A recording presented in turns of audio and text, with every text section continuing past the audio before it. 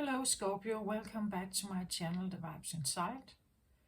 I am Mariana and I am ready here with a new reading for you. I have pre-shuffled the cards, they are still head down, so we will see what comes out. It's interesting feeling I have here, it's very formless. That's part of your energy, Scorpio, the formless.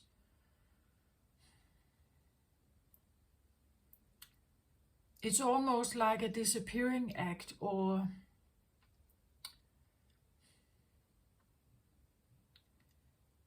something that I get almost, it's like when something becomes form, it's like you can't not see it. Like, as I've said before, when you have recognized certain patterns in your family perhaps that always seem to be going on when you sit with them. When it's like when you have recognized them, it's like you cannot just that easily just not recognize them. It's like new knowledge. When you have new knowledge, it's like you cannot not have that, like that kind of feeling. Here it's almost like that something is formless, like it hasn't gotten into form yet. And this can be anything. It could be, let's say you have you have a dream, right? You have a dream that you want your own business. But it's still this dream thing, like it's still this process where you're dreaming about it, and you're maybe, like dreaming about how good it will be, how excellent it is, the advantages of it.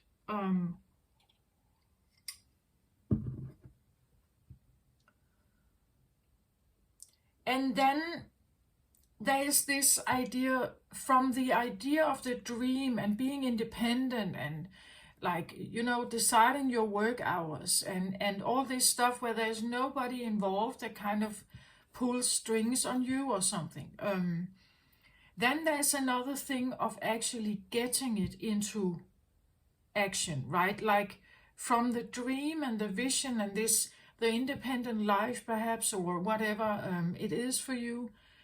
But actually getting down to business is then very different when you actually have to put it into form. It's like, it's almost like then it becomes totally different. Because now you get everything, like you get not just maybe the 3 hours, but you also get accounting, and you get like delivery problems, and like the nitty-gritty of something that is in form. Like when you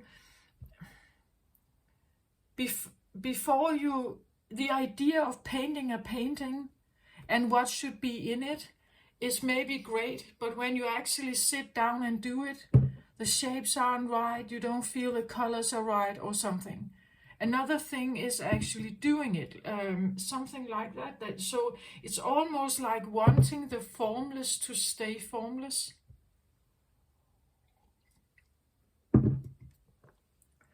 I had a difficult time with the center. There are actually 2 cards here, but I had a difficult time choosing the deck for this. It's almost like it wanted to be void here, like that the center of, so this is the center card. It's the most, like this is the most important card in the deck, but it's almost like wanting it not to have that shape. Like the dream is better or something. Like in the dream maybe in the dream I decide, but if it got actualized, if I actually actualized this,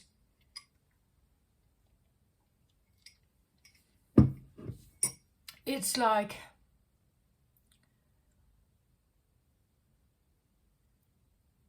what if I get disappointed, right? What if it's almost like wanting the dream to just be a dream, or the formless to stay formless. It could be, you know, like, well, Scorpio, you are a very, very heart-oriented and very passionate sign. I see your energy different as fire energy. It's very, it's very passionate in a raw and in a raw form somehow, or in a raw non-form perhaps. It's very energetic. It has a lot of passion because it actually cares deeply, right? It's a soul thing. It's a deep heart thing here for you, that if you get yourself involved in something and it turns out to be bad, the idea of something is better, right? That the idea or the dream of something is better than maybe actualizing it, because when you actualize it,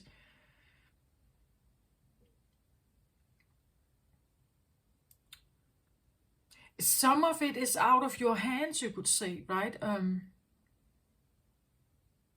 Like trying to manifest the perfect date or the perfect new boyfriend or girlfriend in your life, right? You know that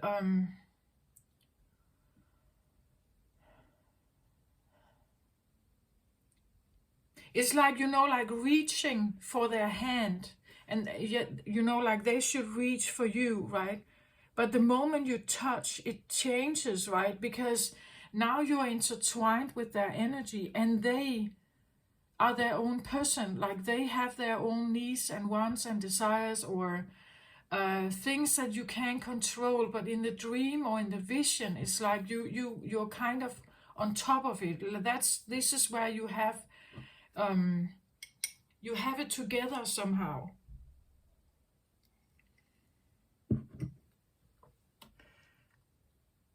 So I feel like I'm going with the outer cards first here, and then yeah, I think I want to do that. So for this round of readings, I was presented with a cross. I don't know if that is significant for you, but this is how they have been looking, all the other readings until now. For you also, Scorpio, a cross here. I have earthly matters in your life here. This could be earthly things or people or your work or something here that is influencing you. From the Good Tarot here, the green cards. This is earthly matter, tangible stuff. Again, maybe something in form versus non-form, right? Maybe something in form. It doesn't have to be, depending on the cards, we'll see, right? This can be the card of your subconscious or a driver in you, something that drives a process forward. That is maybe actually the reason why you wanna something to not have form here, perhaps. Or you're wondering if it's, maybe you're scared of it, right? You know, like if this actually gets into form for me, what if it's disappointing me? Or what if I can't, you know, like embrace it somehow? What if I get overworked or it overwhelms me, if it's work, right? What if, you know, there are some what ifs about this. This is usually your mind space, or you would say a higher self orientation, something that want to guide you here.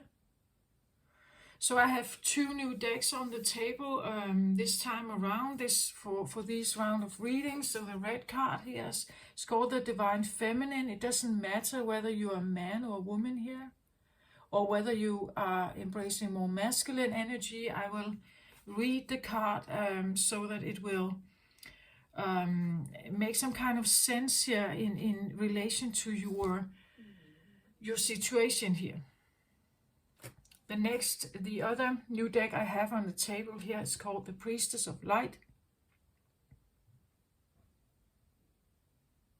So these are new decks on the table, just if you were interested in that, because they have new imagery and different colors, and of course in the book also different messages. I still go very much by intuition. How I lay the cards is always well, the cross was kind of, I was invited to use the cross and I'm doing it, but then there can be this extra cards that want to show themselves and where they want to position.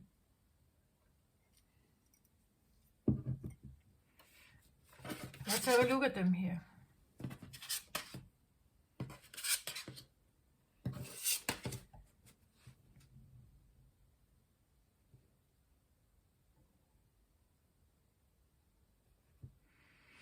So on one hand here I have 10 of fire here.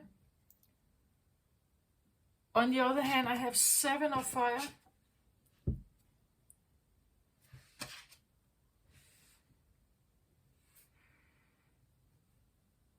I have in your mind space, I have here Hestia.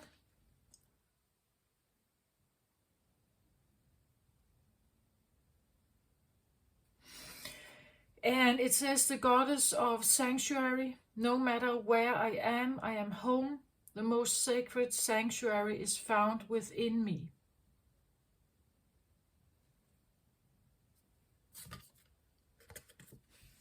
Just want to have a look at her again here.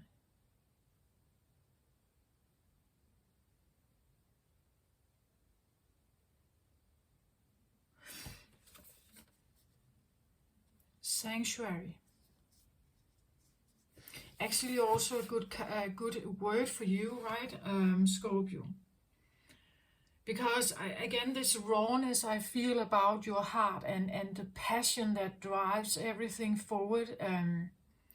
Again, I believe that every zodiac sign, like deep down, is defending something. Like we are all some kind, that there's something that is precious to each of the zodiacs. And it differs, right, what it is, but it usually is quite sacred in some way. Like it has a sacredness to it. And it's just this place that must not be invaded somehow. That's what we are defending when you become passionate about something. It's because you're defending this right. You're defending this precious place, this raw, sharp place perhaps for you, right? You are the deepest water, right, Scorpio? So here we have memories here, right? That there are water holds consciousness and feelings and deep feelings that are not maybe available for others to see, but like you are masters of these deep waters, Scorpio, right? It's difficult terrain for others. Others can't dive that deep, right? They wouldn't go that deep.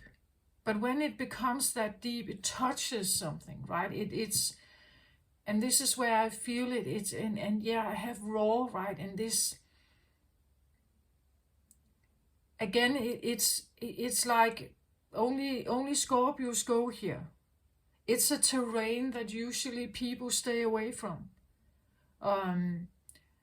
It's not well in tarot you are the death card, right? Scorpio, you have the death card. That is not a coincidence. Like this is because the feelings that are associated with loss and grief and death and deterioration, dissolving, and transformation.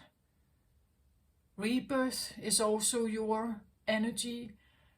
It all comes in this deep, like a molding space of darkness that nobody really has very well access to but you, Scorpio.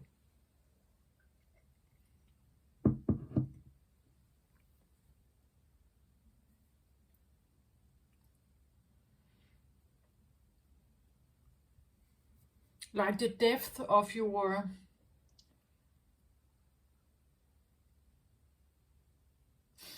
I feel like that there's also, I don't know, but I get the feeling that there is it's a capacity, like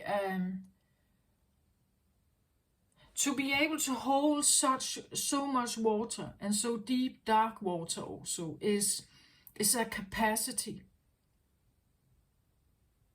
It's a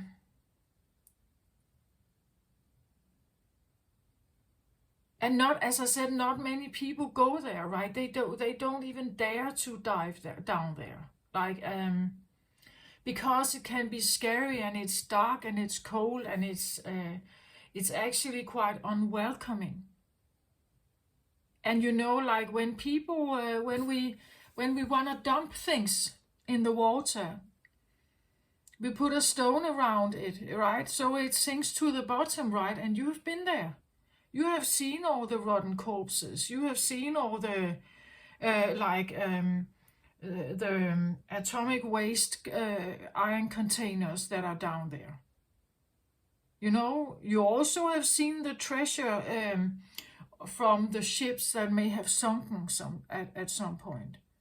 But there is a lot of history down there, right? There are many stories there. Many stories of, again, when it hits the rock bottom of the ocean, I get also forgotten, right? There are forgotten stories here. Like you may hold forgotten energy, right? When it's down there, it's not, nobody can see it anymore. That's why they dump the waste containers down there, right? That now it's not seen on the surface. On the surface you can see it, but down there it's you know, like it's leaking. So there are these forgotten, hidden, I want to say secrets also, right? Usually when things are dumped like that into the ocean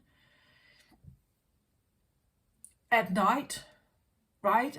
When nobody's looking, it's to hide something, or to,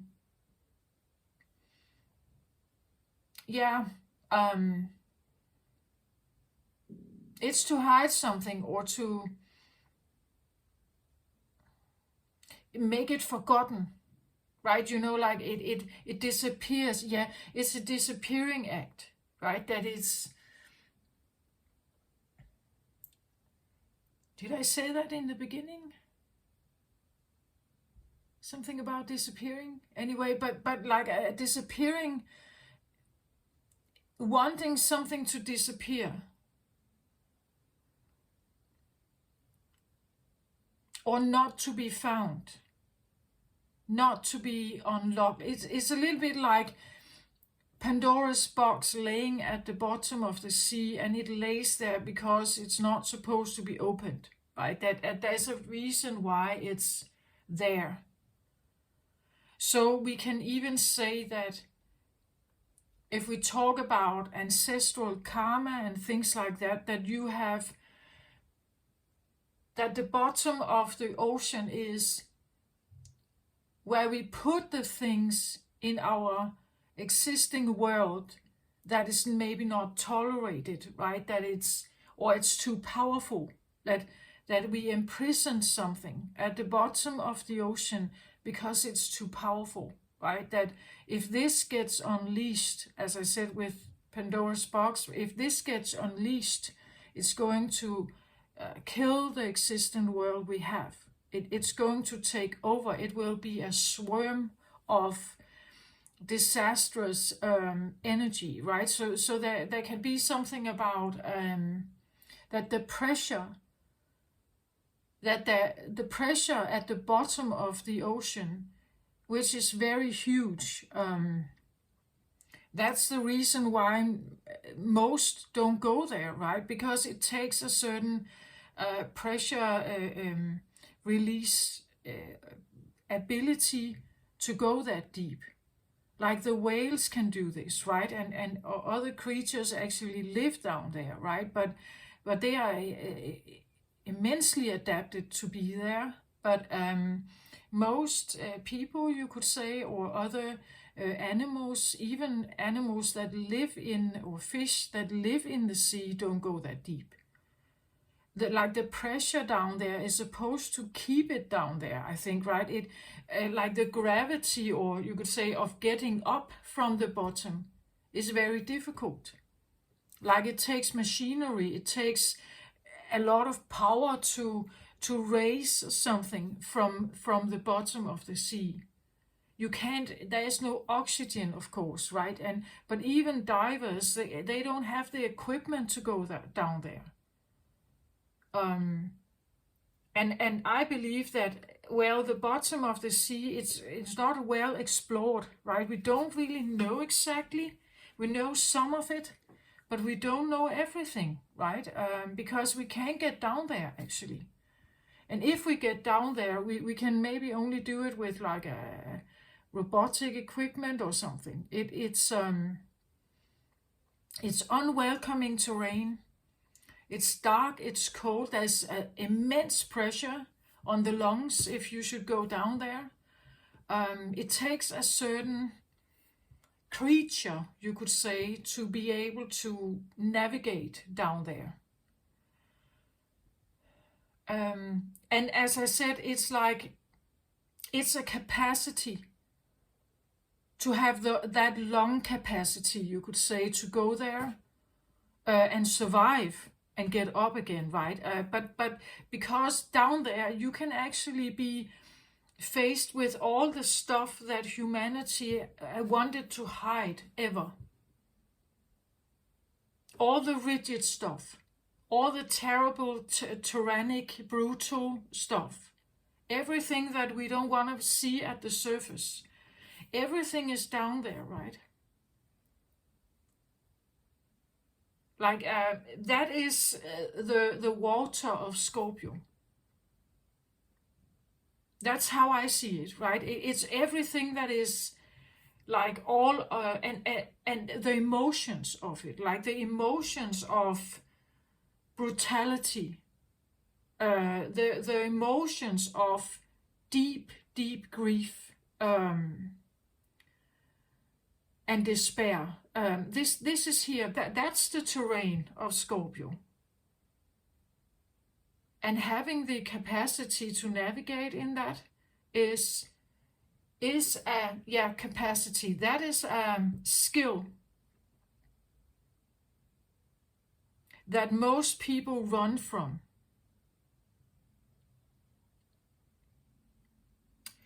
So again, I have this feeling that,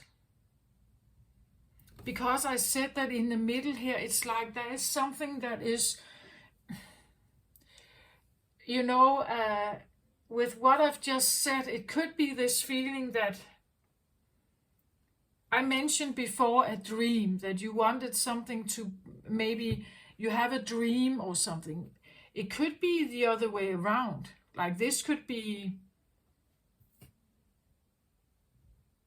like a deep, you know, like deep-seated feeling of revenge.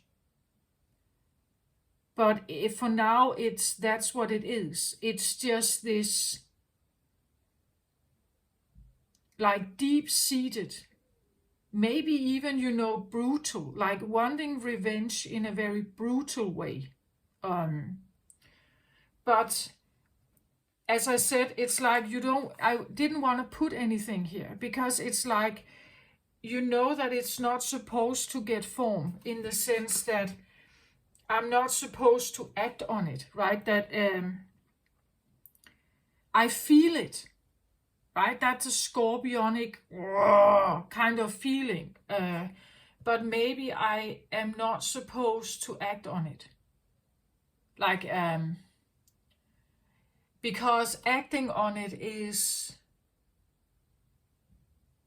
well, maybe it's illegal. Maybe you end up killing someone, right? Now it's really that, but you're Scorpio, so you can deal with it. Like, but that is, that could be what this is, that you are going through some emotions here that are,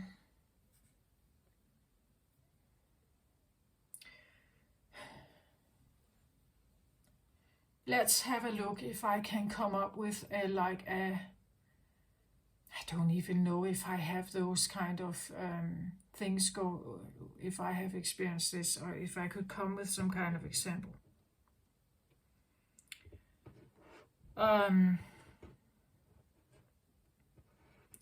Well, I'm going with one example, and you, it's probably not as deep as Scorpio could go, but you will get a picture of it then. What I mean by this, in my spiritual awakening, I realized that in my family, I, especially from the men in my family, men that have been in my life, there was like a pattern of dominance and oppression. And even though at that time I really felt like really deep love for my father, it was, I wouldn't say it was a shock to realize how bad it actually was, and how much I had been trained to be an apprentice in this somehow, or I played a role, and I was designed to play that role as a woman, right? So when I realized this was actually quite a shock for me, and I had to, try to distance myself from my father, distance my heart from him, distance my trust in him. So I had to cut, just energetically in me, I had to cut certain attachments, even codependencies and things like that, to be more me, right? To be more, or to allow myself to become more authentically me. And not a product of this kind of upbringing. So, I literally had to kill a connection. I had to kill the connection that I had with my father, which was not authentic. It was designed and molded over years into something. But from my standpoint, it was not authentic. I had to kill that. I literally had to cut ties. I literally had to change me to somehow energetically be able to detach from it, to choose also to detach from it. In some way, yeah, you can say I was killing the connection, which was not easy to do. And actually not deep down what I wanted. Deep down, I wanted an authentic, kind, loving connection with him, which is, how I see it today, not possible. I had to kill all hope, all attachment, all,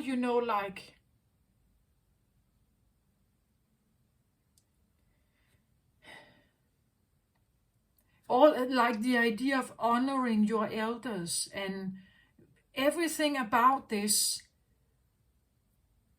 like this idea of what is the right thing to do, what is the kind thing to do, and what is the right thing for me to do.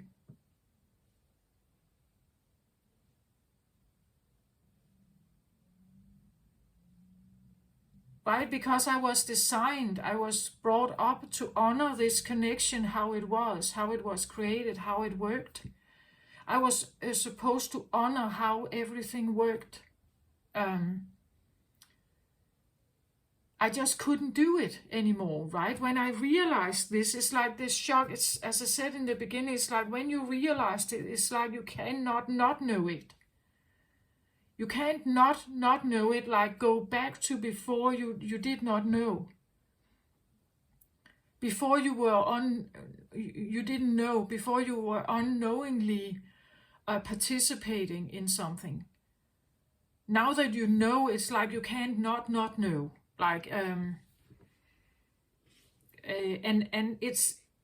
that is the thing, that when I realized it, it's like I couldn't go back to being that kind of daughter. Like that relationship couldn't like keep going on. It was so much against my own personal principles, my own values, and I was very everything. I was grieving it, I was sad, I was shocked, I was disappointed, I was many things. And in that process, I was releasing myself from it. That form, like that form of existence, that connection in that form, I could no longer allow it to continue, right? That could be the same thing, that something cannot continue in that form. Maybe you would rather not have a form of it. As I said, reaching out for someone and hoping they're reaching back, but you haven't touched yet. Right? Because the moment you touch, it actually becomes real, right? With everything in it. Not just your dream version of it, but actually with the real person in flesh and blood and feelings and everything, and history and story and problems and whatever.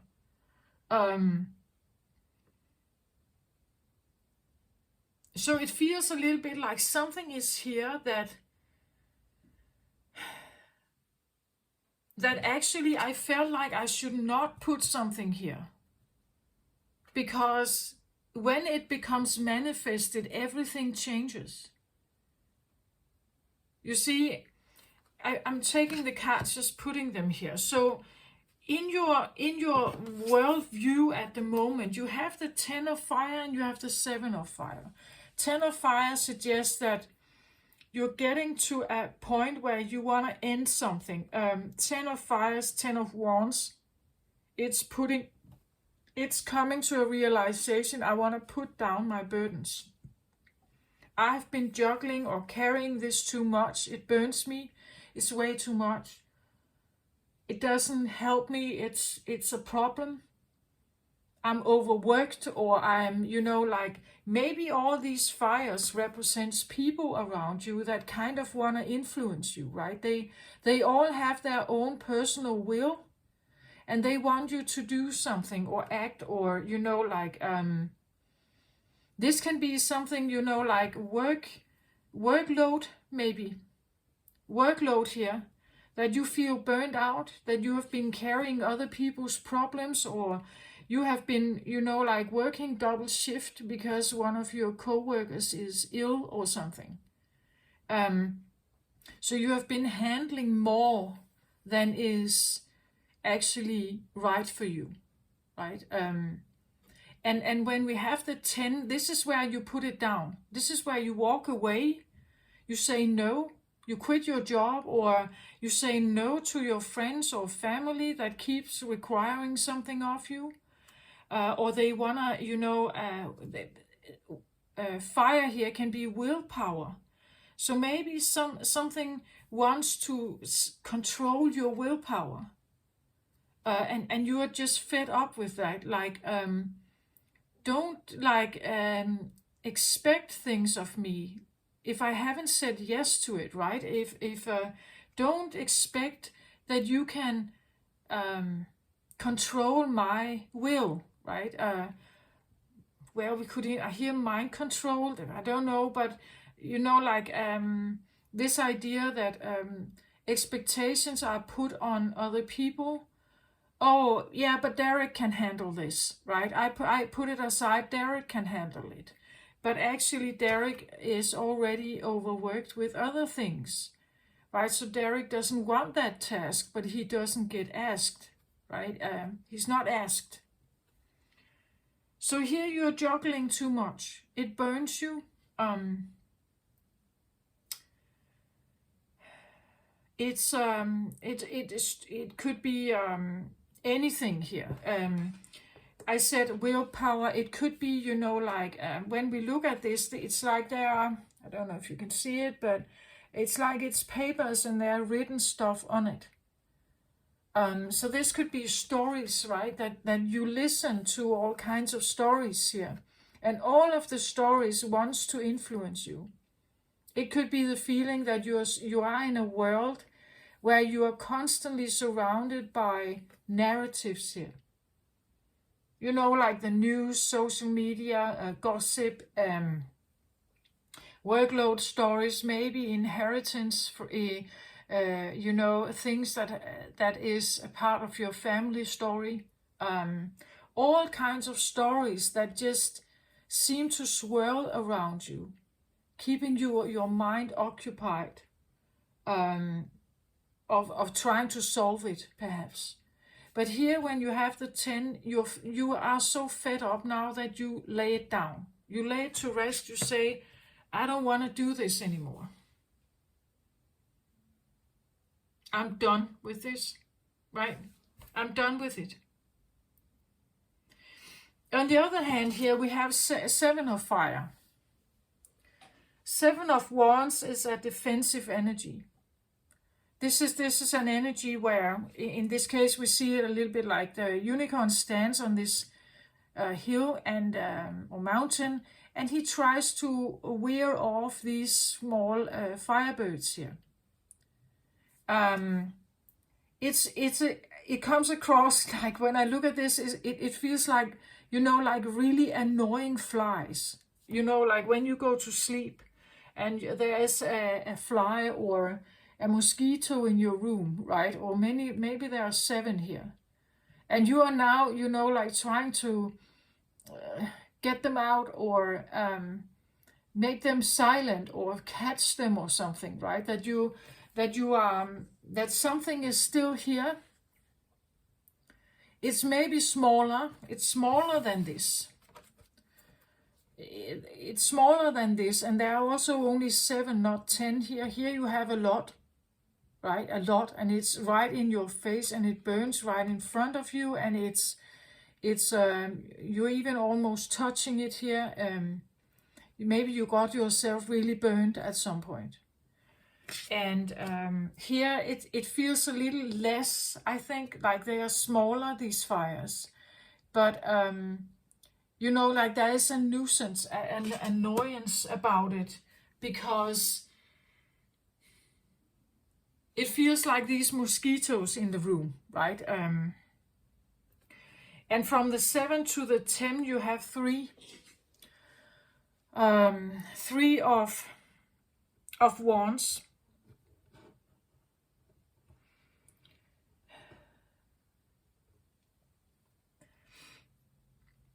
Well, I get the feeling that you have tried this. Like you have tried to be involved in something that like grew over your head. It was way too much. We could have with fire energy here, this can be something very dramatic, very chaotic. It requires immediate attention, fire energy, right? If something burns, you wanna put water on it or something, right? You wanna distinguish the fire, right? If it's so much fire as this here, you wanna distinguish it. Fire energy can be, it can be anything that has to do with willpower. So what you are excited to do, for instance, right? We could talk about having a lot of fun in your life, right? But actually, it has become too much. Like now, your friends are constantly calling you and wanting you to go out, and it's like it has gotten too much here somehow. Maybe we talk about fire energy can be sexual. Um, like maybe we talk about different relationships here. Dealing with many different relationships, you do want to somehow want to be part of it. You can see the lure or the attraction of it, but it's just too much, right? It's too much to handle here. This again, fire energy. When you have one wand, you like it. It's interesting. It's exciting and new, and it's fun maybe and alluring or sexy or something, and you want to go towards it, right? It's a fun thing to do, or it's a fun thing to interact with. But over time, you now see, now you have 10 here, and they are too much when you have 10. So something that started out maybe fun is not fun anymore. Like it's become like a real problem now. So let's say we talk about an addiction in some way, right? That you got yourself into gambling, and it was actually quite fun in the beginning, right? But now it has become a problem here. It could be, like many casual relationships. It could be shopping. It could be um,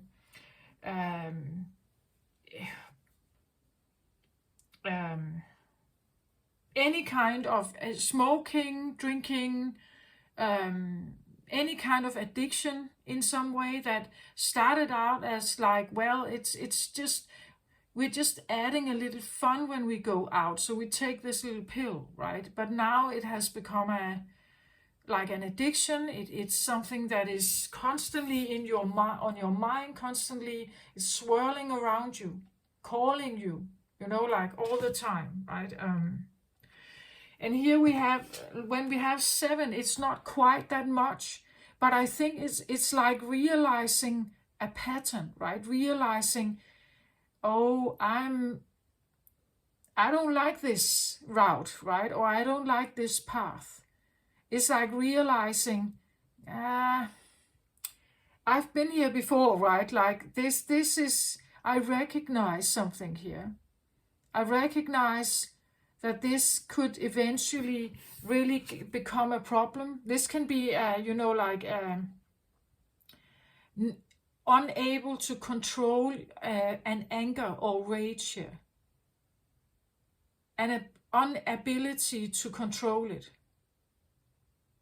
Like 10 is like the end of, or the fulfillment, the completion of something. This is where you feel like, I feel it coming, right? I can feel that the anger is here, or I can feel that the problem is here.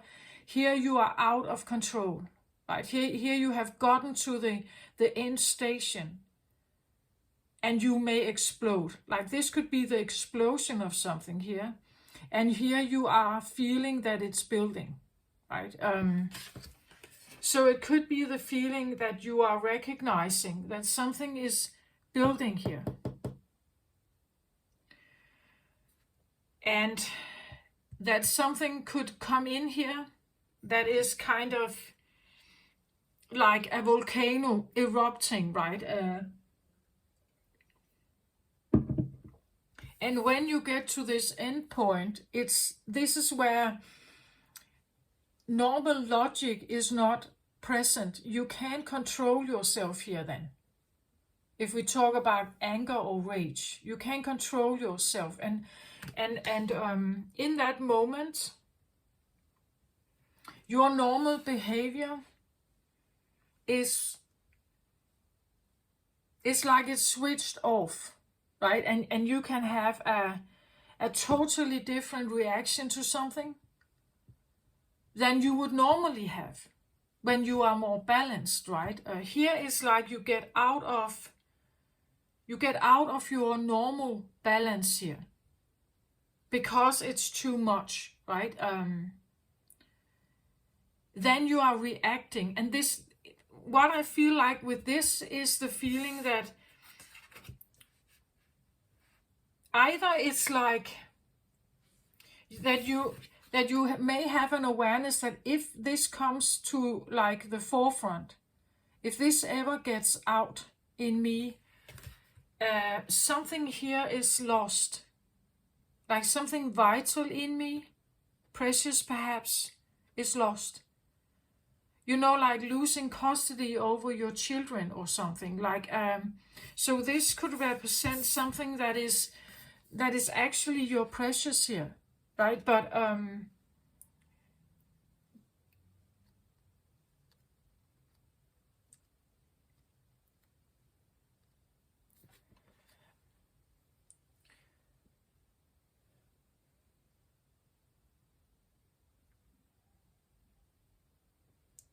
it could also be that it's disappearing. Like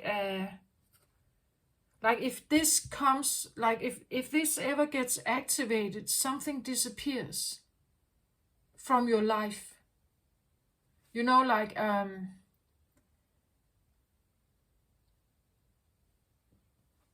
as I said, it's like the meltdown in the brain where suddenly your compassion for people, suddenly your helping hand or your willingness to be there, it disappears like that out in the air. So a part of you, it's almost like a dissociation, like something could dissociate out, right? That it disappears from your life somehow.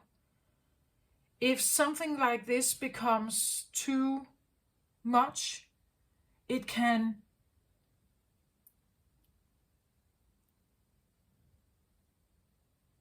actually, it feels a little bit like when you become a warrior. You know, like if rage takes over or something, if something becomes,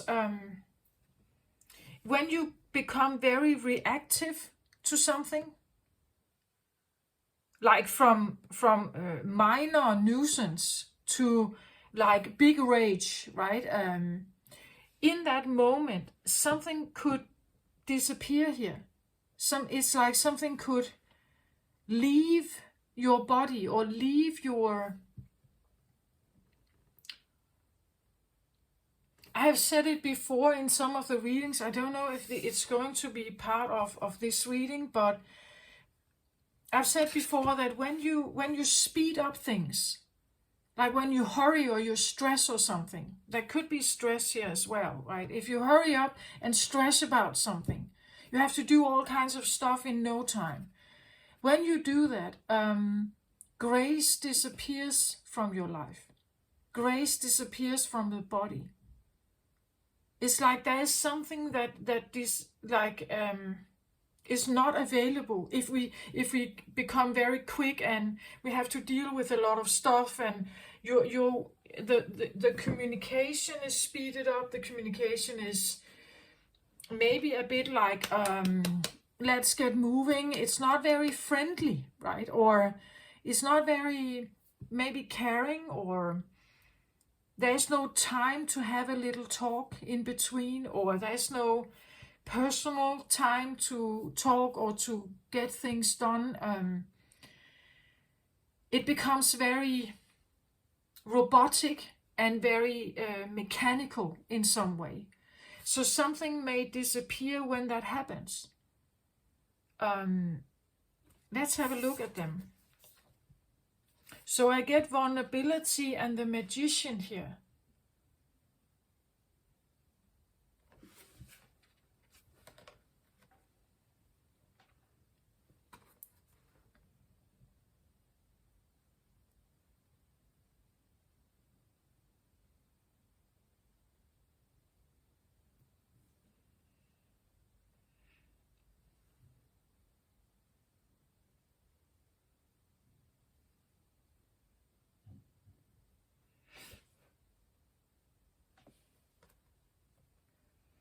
Well, vulnerability is an interesting card because actually, Scorpio, you're probably I've just said that you are this, like you have a special capacity for dealing with like really special emotions, right? Tough emotions. But one of the emotions is actually vulnerability, like the true honest and raw love is very vulnerable. And that is you also, Scorpio, right? Like the things that are worth fighting for you is also a place where we can feel vulnerable. Where you are vulnerable. So as I said, it could be, let's say your vulnerability is your child, right? I have the Magician here. Well, Magician is Gemini energy. It could be a Gemini, a twin. Maybe you have a twin brother or sister, and they are your vulnerability, right? As I said, it's like, it usually is that every zodiac has something that they fight for. It could be that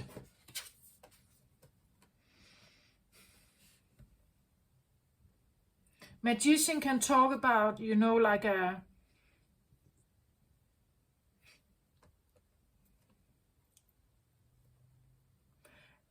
side of you that actually would like to fight for something in whatever area. He has all 4 elements on his table here, the Magician. So it doesn't really matter what he would touch upon. He has the ability to turn it around or to choose to work with it if he wants to. It can be a sense of an occultism, which is also related to your sign, Scorpio. But like it could be the feeling of awakening. Like if I should step into this realm, I don't feel maybe accomplished here. I don't feel like I can. Again, there's a vulnerability to. So either this is someone who has certain powers here, and they make you feel vulnerable here. It can be your own powers that you are afraid of. Like you are afraid what you could do, as I said, like and what you could do if you get out of control here. Or if your intentions are not pure, right? If your intentions become revengeful or brutal or tyrannical here, that the feelings of, because this is a powerful manifester here, the Magician, right? That it could be that you're realizing that when you are in a lot of fire energy here, and you are very maybe overworked or angry or something, that that this is actually a very vulnerable state for you and for others, because you may have this capacity here, right? You may have a capacity to actually ruin something, or to maybe also to heal something. He is a powerful magician here, but there is a difference whether he is a white or black magician, right? Or light or dark magician here. We could see him here as a dark warlock also, right? With the vulnerability. The vulnerability is a part of the sensitivity that actually makes him the magician.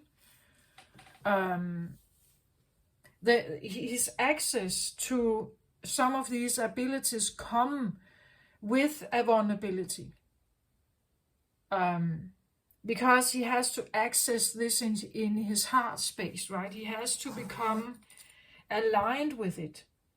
And I was very drawn to green color here today also. We have the green color here in background, and I had green in my mind's eye when I sat down here to do this. So green and pink is associated with the heart chakra. But what does the heart chakra feel when he is acting here? When he is acting, what does his heart chakra feel? Because that's what he's manifesting then, right? If he manifests out of vulnerability, or, you know, like feeling powerless in some way, he's going to manifest things from that, from those, you could say, thoughts or feelings. He has to be very aware of his intentions and vibration here. Otherwise, he can literally manifest disaster here in his life. So again, I almost wanted to take this out. It feels a little bit like if I could take the vulnerability feeling, the fears or the out of my heart space, if I could take that out of my heart space, or this idea that I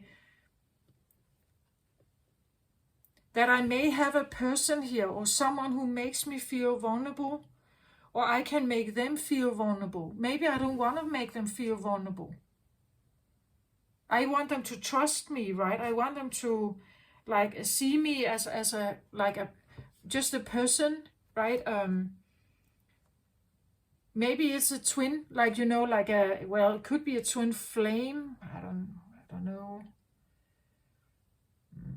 But it could also be like a twin, or a feeling of a almost twin, like a brother that is 1 or 2 years, 1 year younger or 1 year older than you, like you are so close to each other. Or a sister, right, that is very close to you in age, perhaps, or something like that, that they make you feel vulnerable here. They have a way of feeling, because there's something about the green here, about the heart. It influences your heart, and it makes you feel vulnerable, or you make them feel vulnerable, to the extent that they withdraw from you, right? They draw away from you. And that's maybe not what you want. I feel literally this idea of wanting to take this away. Like, if I could just take this away, it would be easier somehow to maybe to have my life, right? I shouldn't think about this then. If this wasn't there, maybe my anger wasn't there. Or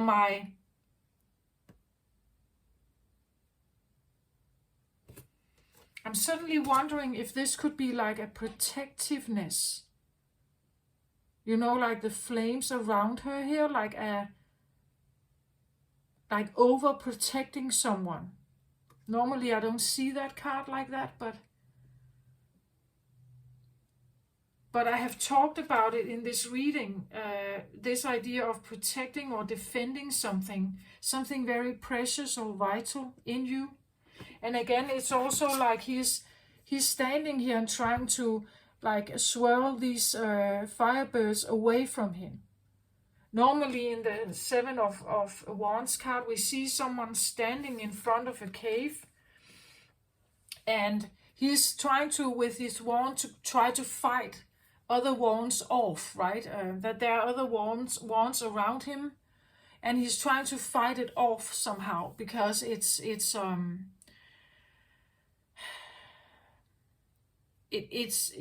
he doesn't want it to come closer. And the interesting part, maybe, I don't know if it's going to be something that relates to you, but the interesting part is that unicorn represents one fire. And then there are 6 other fires that are around. And usually those 6 fires, they represent 6 of Wands is success. 6 of Wands is victory and success, overcoming something. 7 is, you could say, being defensive of your success or being defensive of your results, perhaps. But it could also be that you're kind of fighting it off, like this idea, what if I could have success with something? But not knowing exactly how to deal with that, right? So take that how it resonates for you, right? But the vulnerability here is, I feel like someone who could be influencing you. It could be that the idea of working with something occult, something that is like deep water, perhaps. As I said, this could be, you know, like, I don't know what, but working with, let's say,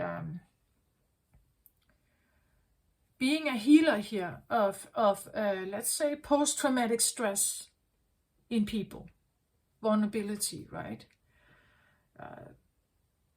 Maybe a grief counselor, you know, like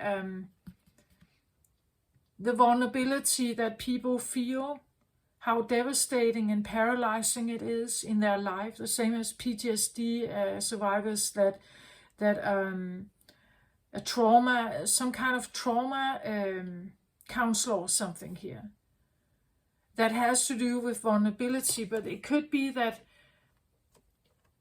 a vulnerability in yourself that you're feeling towards this. Like one thing is that we may experience this and we're going through our own stuff, but another thing is to step up and become someone who could fix this, right? The magician can do magic tricks. He can fix stuff, right? He can change it, right? He can change lead into gold, right?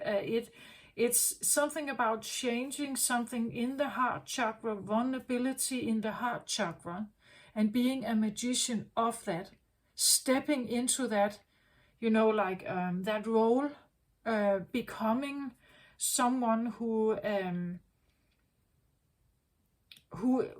is able to understand vulnerability, first of all, I think, and the depth of it. Again, if we talk about trauma victims here, or post-traumatic stress, things like that, to work with something like that.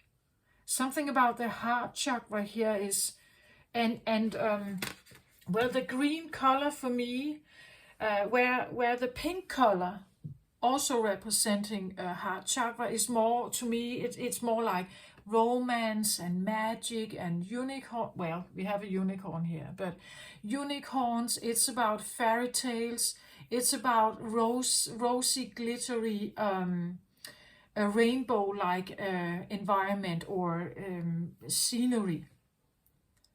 That is the state we are in when we are in love with someone. That's not how I see it here. This is the earthy here is usually what I say. It's still heart chakra, but it's day to day. It's something. What do I do on a daily basis? What is to know, you know, to keep my heart safe, to be honest with myself, to be authentic with my heart, with to maybe, you know, nurture my heart. Maybe it's about, you know, the vulnerability here could be like a heart disease, like a heart problem, like people with, I don't know, who have experienced heart attacks or something like that. Broken hearts, all kinds, where they feel vulnerable to go out there again. They feel vulnerable to somehow engage with life, or feel vulnerable about showing who they are, showing up as who they are, being true to their heart. Like being vulnerable is about the heart chakra, usually about maybe romance. How do I start dating again if I, if I have survived some kind of abuse, perhaps, or I have I have been, like a soldier, and I have PTSD from a traumatic experience there. But how do I make connections now with people? How can I make heart connections with people when I'm like my system is somehow so stressed? Something like that, but it could be that your own system is stressed, right? It could be that, and that's why you want to take this away, right? Or that you want to get this out of your own system so that you can take better care of yourself. It could be that this is what it is, that you are in a process of figuring out if you can be some kind of healer here, so that you can take it away from other people's life. You can take it out of their heart. That you can be the one that makes this disappear, or that makes it, make it disappear. I get like a magician, like 1, 2, 3, bing, like that, then it's out, something. Now I get something about hypnosis. Some people say that if they have been smokers for 40 years and then they go and have a hypnotic session with someone, and then after that they're not smoking, and they feel no withdrawal, they feel no like urge to smoke or something. So it's this, like 1, 2, 3, abracadabra, bing, and then everything is fixed somehow, so that it kind of just bing, then it disappears.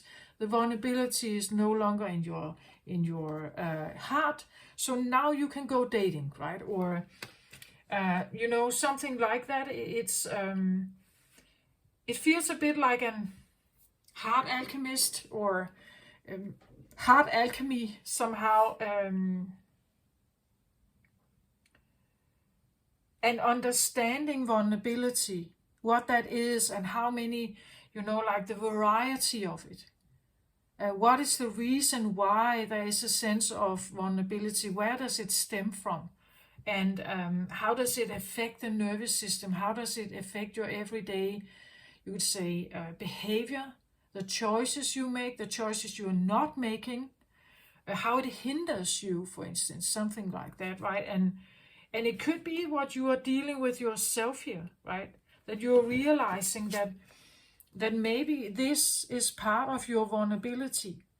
That maybe there is an addiction, maybe there is a problem with your anger management here. Maybe there has been a lot of burdens, or that you have protecting someone, that you have been protective of someone here. But actually it's not up to you, right? And these protective mechanisms is either you are protecting something or you're fighting something off.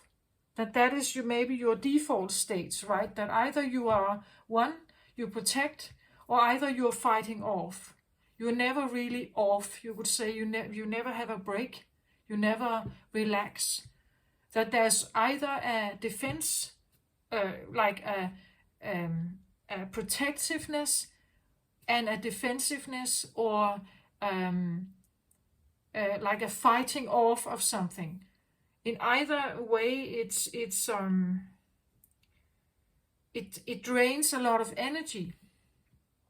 And it could be that if you deep down actually do feel quite vulnerable about your heart here, especially maybe around a certain person here, then it makes you go into these two default states, right? That this is the way you react around them. Like this is the way you react, perhaps around them, right? That when you meet up with them, it makes you feel like this.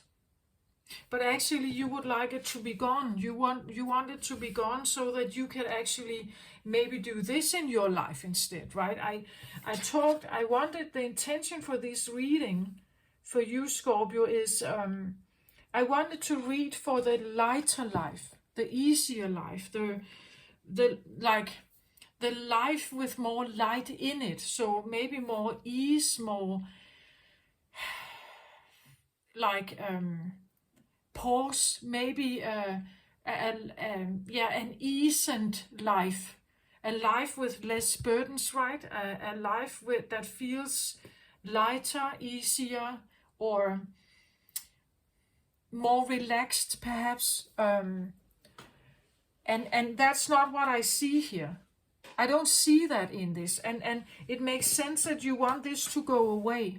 If the vulnerability wasn't there, it probably wouldn't feel like this for you. It could also be interesting to take some cards on that. If this was actually gone out of your life, you may not need to have this, you may not need to have this in your life. What would be there instead then, right? That we're going to take some cards on that.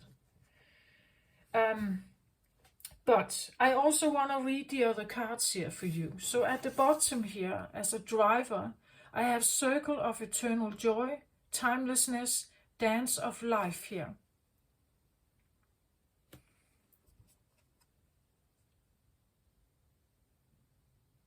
And we have the green color here also present in this card.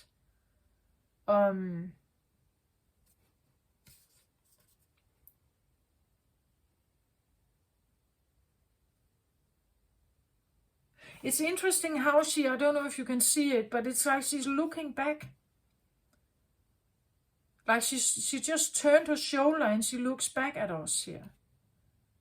But actually it looked a little bit like she was going in the other direction, that she was going towards this, towards the cycle here, the cycle of eternal joy. Well, it feels to me a little bit like cycles usually for me is something about coming full cycle, like something is, it has had its time to work or to, it has been in your life for a while, but now it has come full circle, a bit like the world card in tarot, right? That it has this effect like a goodbye, or like a, again, it looks a little bit like she's headed towards a portal here. The world card usually has a sense of a portal, and she can go through it. And when you go from the world card, you start again. Then the next card in you could say after the world card, which is the final card in tarot, is the start of a new cycle, meaning that you get the Fool card again. So you start a new cycle with a new awareness. You go into life again with a new awareness.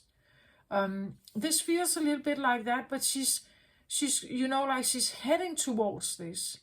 But then it's like she takes this look back, like it's almost like a retrograde feeling. This idea that you just look back at your life, you take note maybe of what did I learn from this cycle? What have I learned?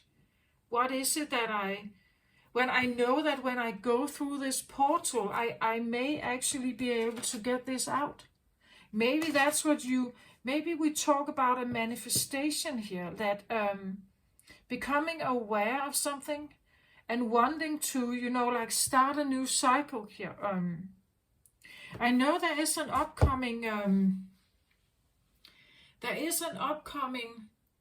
solar eclipse around the 14th of October, and it is in the sign of Libra, and it has a certain aspect to the South Node, meaning that the South Node is typically where we come from. So ancestral inheritance, patterns that come from, like something inherited. It could even be past life karma, something like that. where there could be something here that has been in your life, and every time it comes around, it's like it makes you on edge here. Like you become on edge when something is around you here. And a vulnerability comes up. It could be a certain person here that kind of, like, when, I don't know, like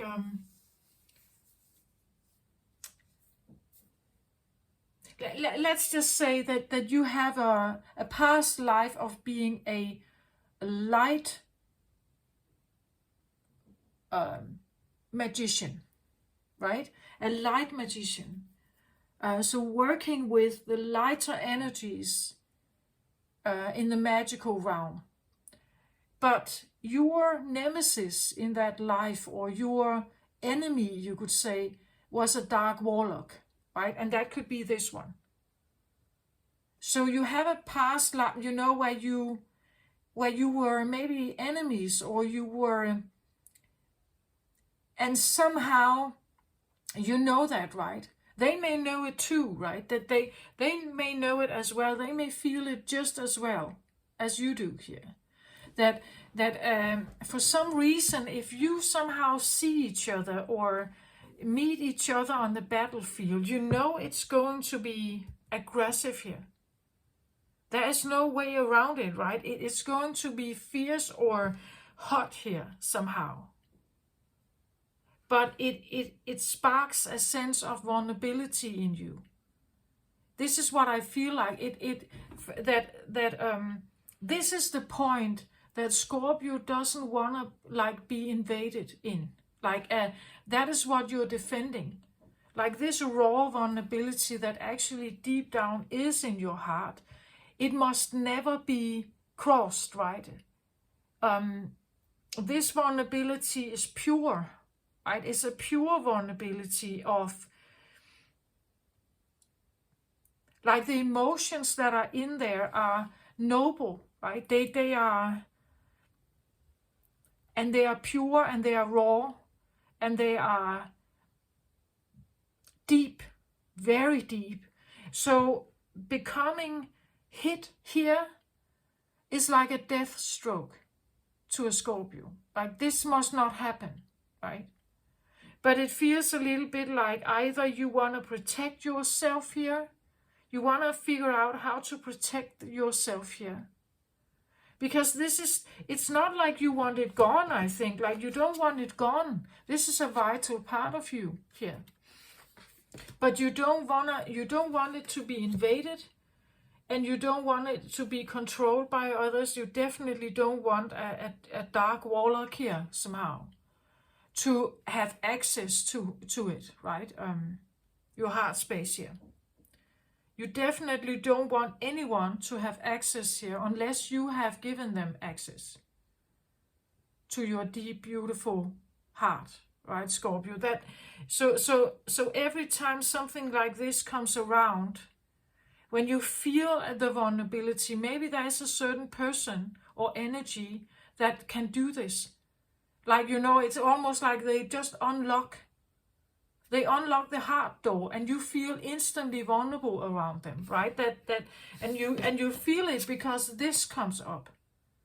You feel instantly protective here. You feel instantly defensive when they are around. Like that, you feel that you have to awaken your fire in you, right? You feel the need to awaken that in you, so that you are prepared, right? You're prepared to shield shield yourself. Maybe this talks about, that you have tried this. Maybe you have figured out a way how to protect yourself. Maybe you can teach others how to, make the vulnerability go away so that you don't feel it, right? That you don't feel this vulnerability, you don't feel this defensiveness here. These cards here can talk about the armor you put around yourself, right? What you send out here energetically to other people, because deep down you feel this, right? And maybe as the magician, because this can be you as well, right? Or occultist here, that you want to control a situation, right? You want to control it.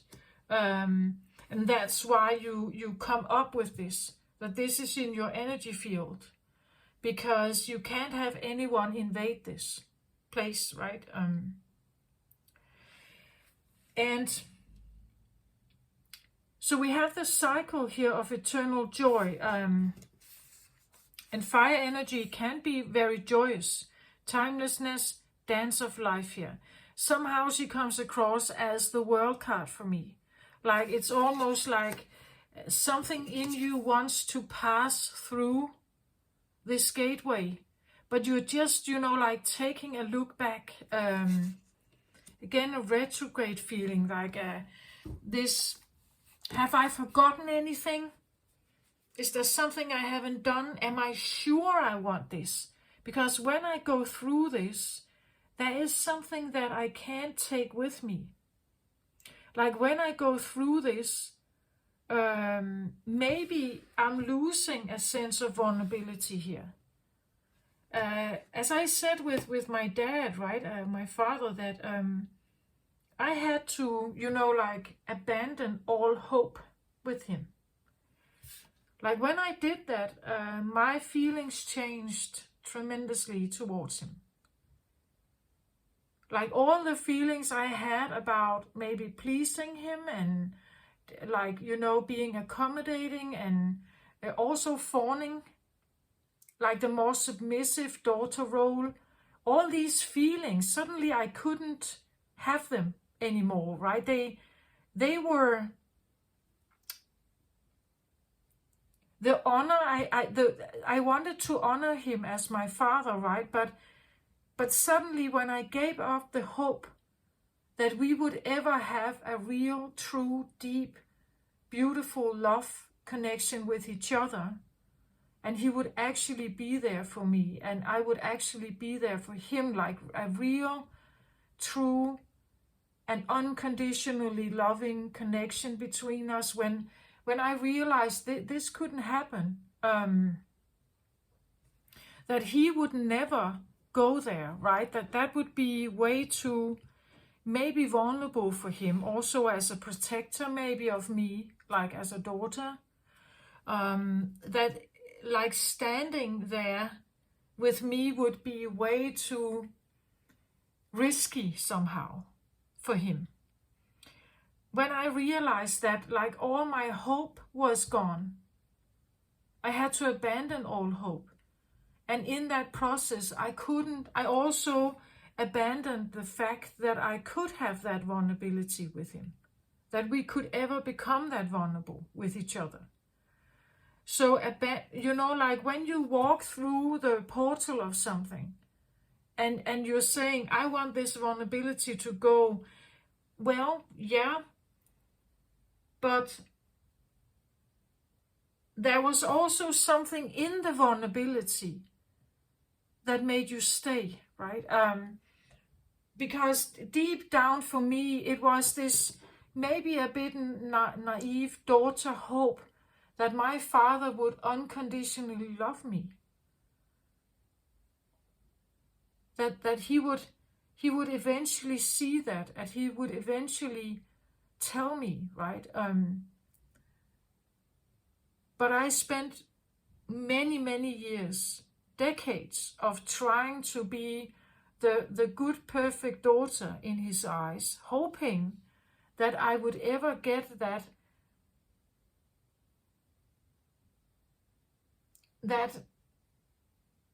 life-changing hug and message from him, but it never came, right? So the hope or the dream of something can keep you hooked in some way to a certain kind of existence. It can keep you procrastinating in a certain place, the hope keeps you stuck somehow. But there is also a reason why we are stuck, right? It's because deep down there is something deeper that we are valuing, that has tremendous value. And if that could ever come to the forefront, we would choose that more than anything. So the reason why something is vulnerable here is because deep down, we could talk about unconditional love here, right?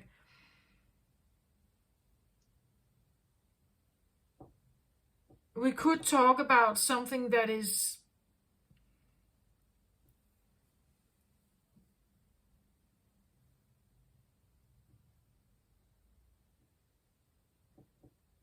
it's so raw and so deep and otherworldly, and to give that up, like to give the idea of maybe unconditional love with someone, well, that was, at least in my case, painful. Like I was burning bridges, right? Bridges that I have kept up in my mind space for decades. Many years. Even in past lives, perhaps. And hoping, right? Hoping that eventually he would see, eventually he would show me, eventually I could feel it, right? It just never came. And the hoping kept me stuck in a behavioral pattern, in again, all these thoughts and feelings of desiring something, wanting something. It just never came. I was stuck in the separateness from my father's heart, you could say. And what happens if you are a powerful manifester here? You keep manifesting the want and the need, but never getting it, right? The want and need keeps to be manifested from that point. Whereas if you start saying that it is already here, then it's like it's no longer out there or separate from you. It's you're trying to manifest now something that is here, but in order for something to be manifested as if it's here, you have to be a vibrational match to it. So you literally have to know that it's here. You literally have to feel it is here.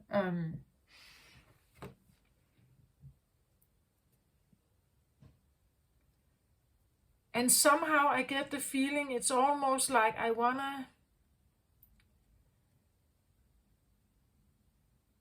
Well, when we look at these two cards here, it's interesting how the planet here is green, and here it's the surrounding that are green, and this is more golden, right? That here it seems a little bit like the magician has a focus on the planet or the form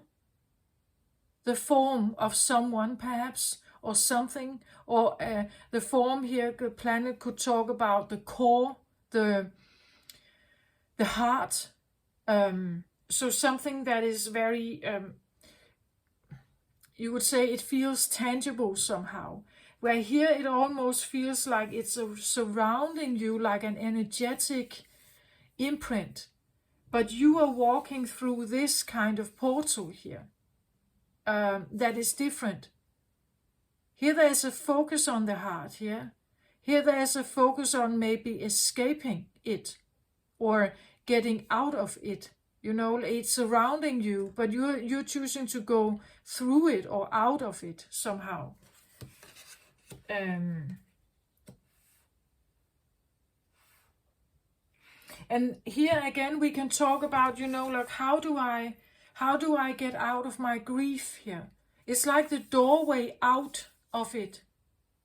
And now I get another thing here.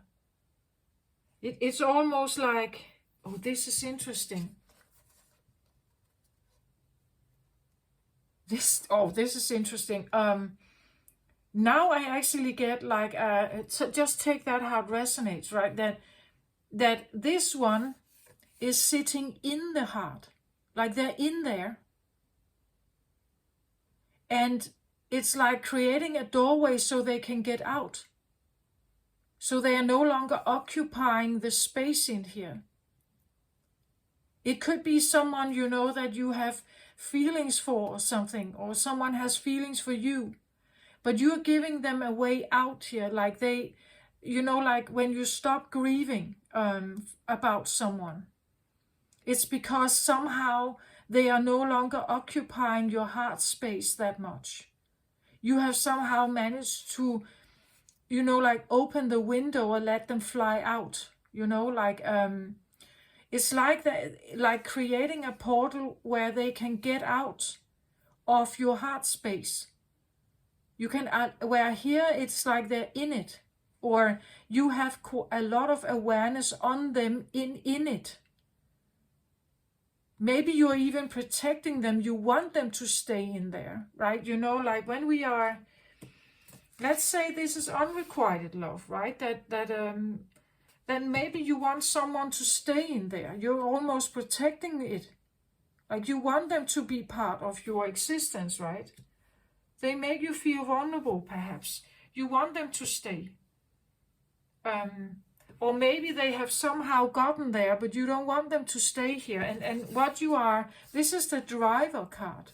So this is a process of maybe wanting to end a cycle where someone has been occupying your heart here. Like you want to create this portal so that they can get out of your heart space. But they are just looking at you almost like they're asking, are you sure you want this? Are you sure you want to push me out? Are you sure you want to do that?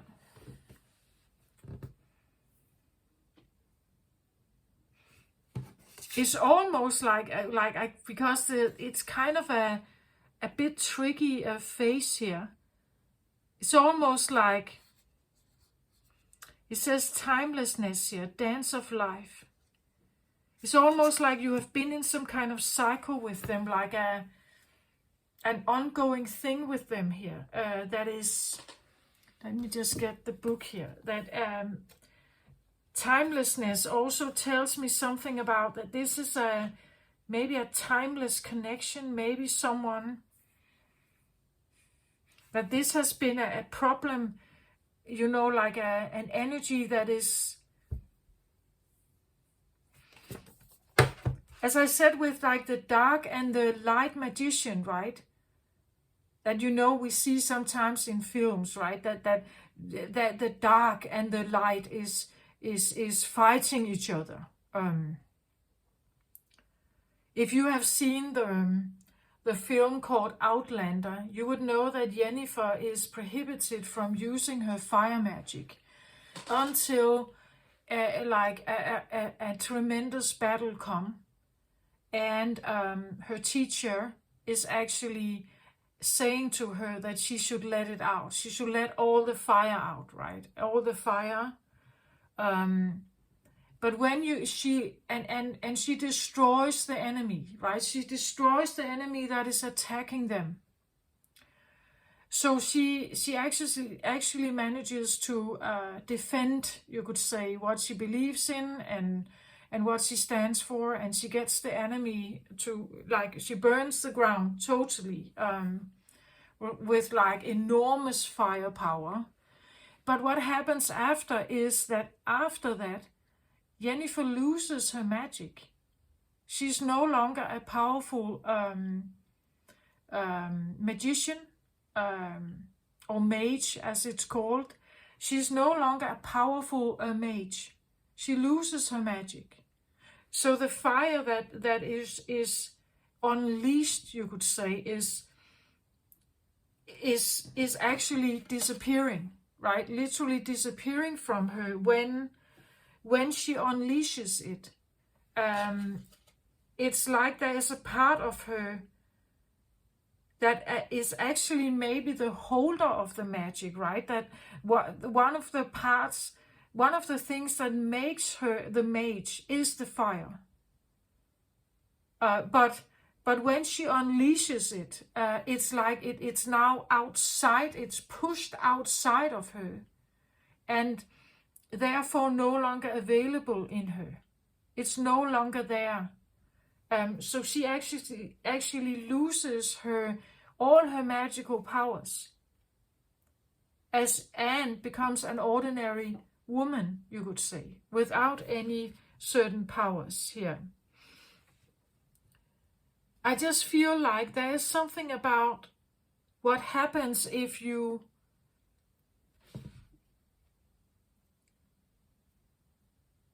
it is like a discussion, right? Like, do I want to do something about it? Maybe pursue it. Like, dive deep into occultism or... but there is this sense of being vulnerable, like a nemesis feeling, like that there's someone that is... Well...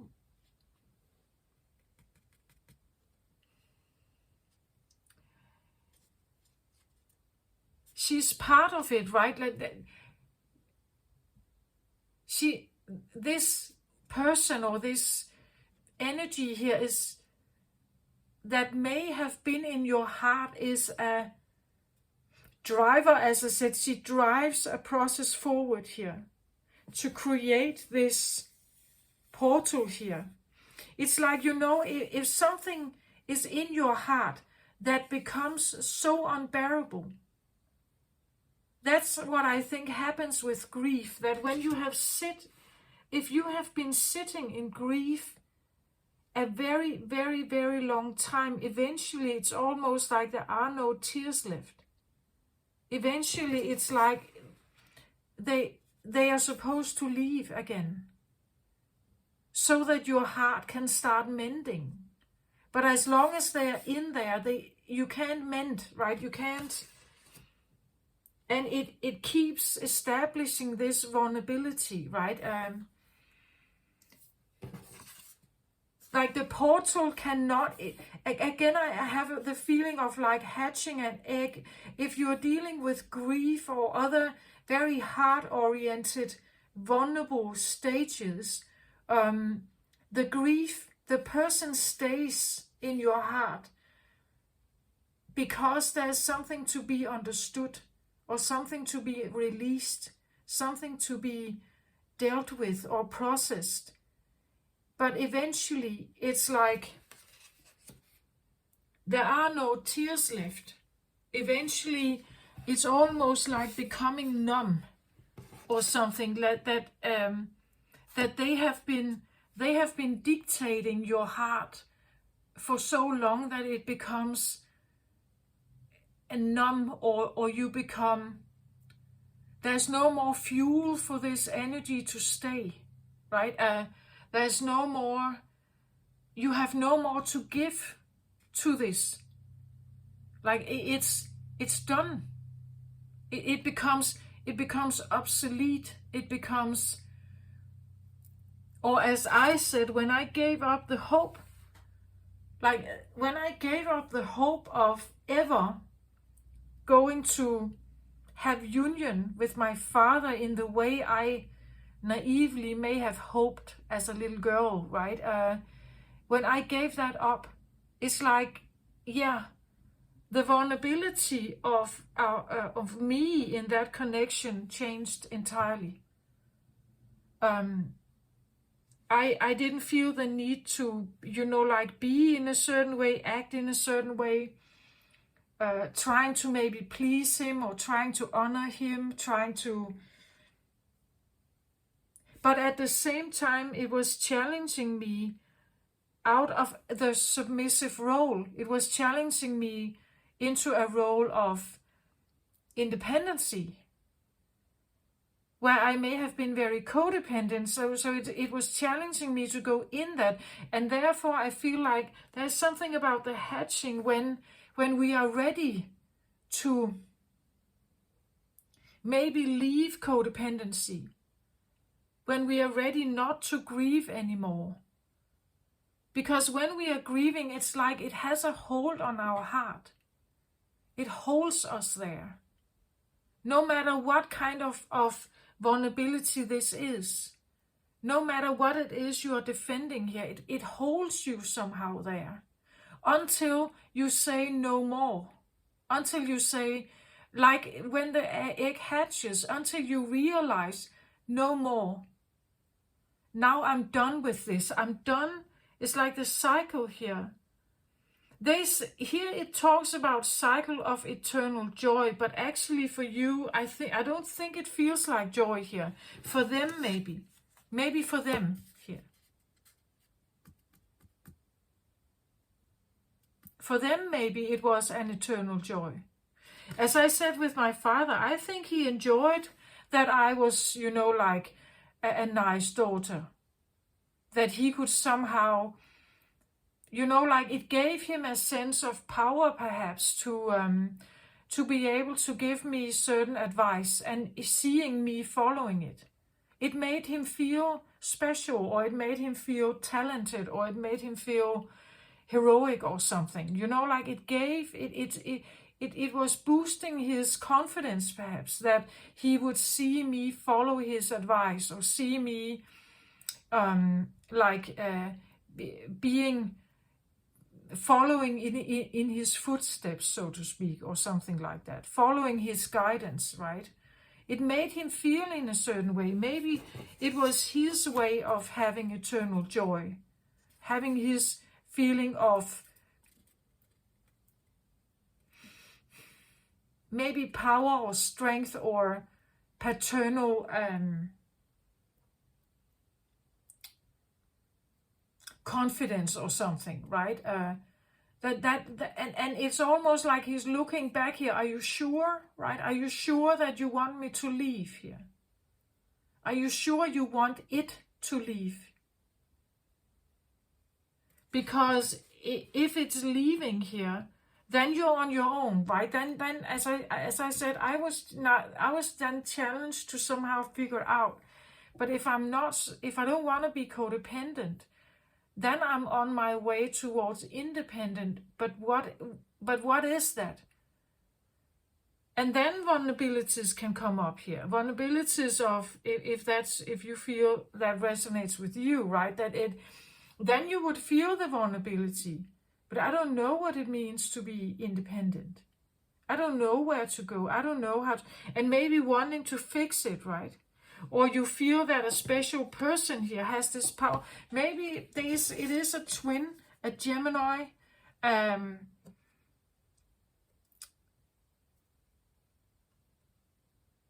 like maybe a father, a man, a male, a masculine. As I said, maybe a feeling of a nemesis, that there is someone in your life or some kind of energy that it's just when you are around that, it just, you can just feel how it provokes you. You get angry, you get defensive, you get and you get protective of something in yourself as well also, right? That actually it's quite interesting how these two can somehow look similar to me. Like they both have this gray cloaked kind of, they are both women. They are both cloaked in a gray kind of dress or gown here. Right? And here it's like you may have protecting something here.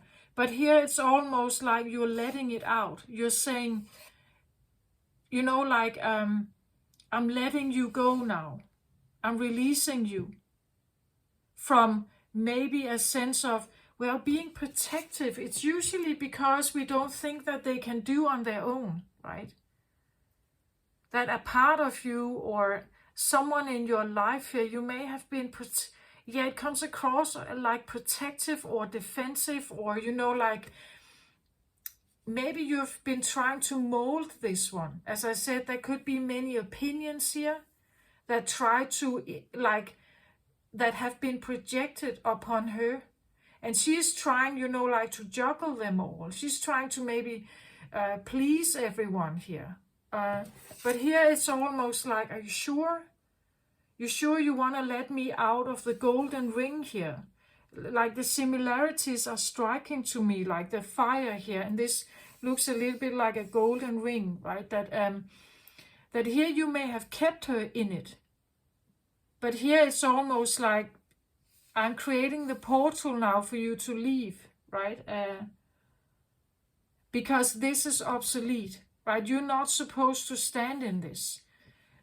I create the portal now, you can leave, right? I just see them that they're kind of strikingly similar here.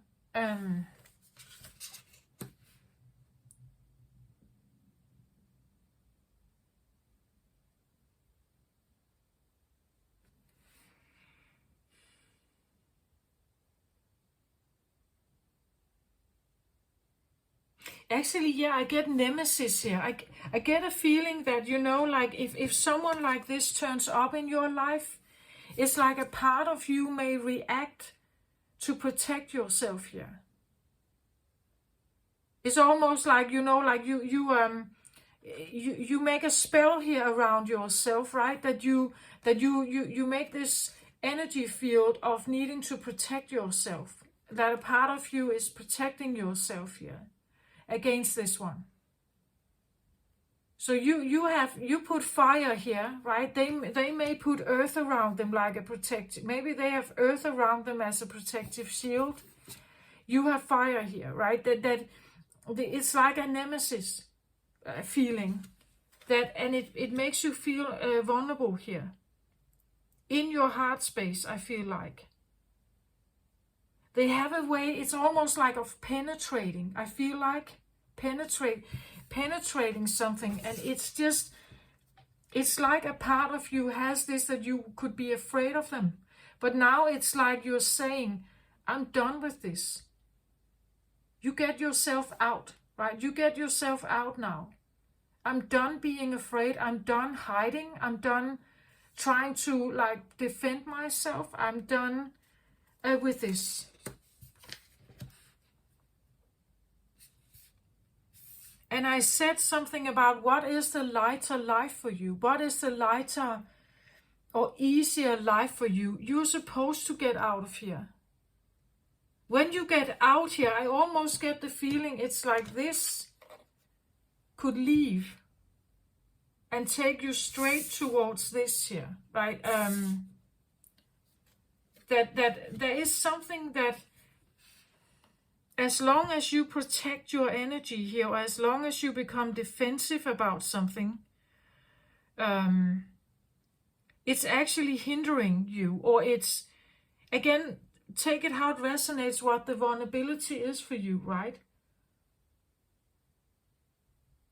In my case, I really feel like my little, you know, like daughter heart just wanted to be loved and appreciated by my father. He never had time for me, right? He never prioritized time with me.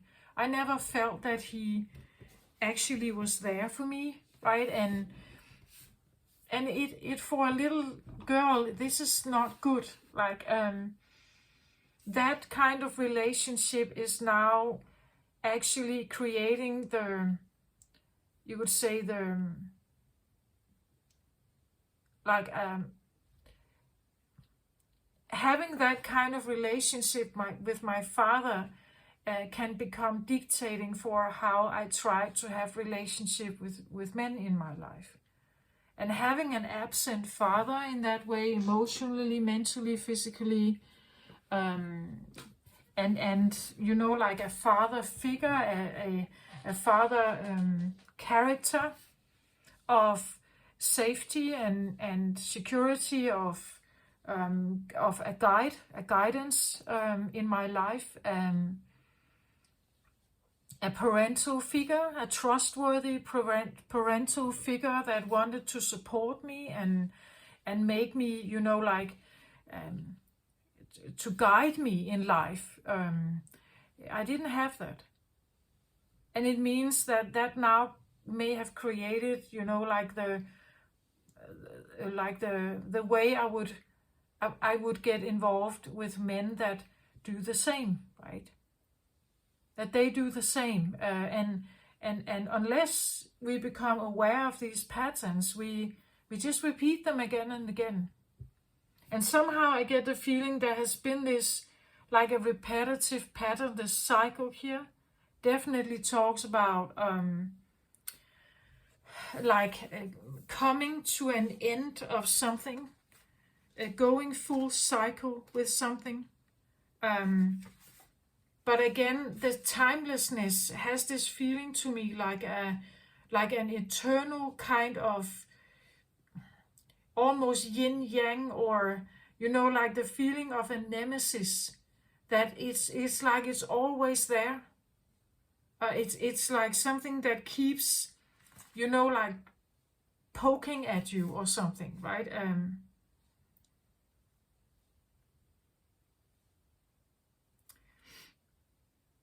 Dance of life also, right? The dance of life, well, the dance of life is between yin and yang. At least manifested form life, right? That a baby gets to be born because yin and yang did have a dance, right? They did have an encounter. That is one of the main reasons, that it could be the feeling that the dance of life for you somehow has involved, or it has showed you something here with someone, I think here. If not someone, then this is an energy that every time you get around it, you become defensive. You know, like your tentacles are suddenly spiked, right? Ready to act, ready to run, ready to fight, ready to... could be like something that suddenly sparks your nervous system, right? As I said, maybe like a PTSD reaction, maybe, you know, like a... just something that highlights this this warning, like a warning in you, right?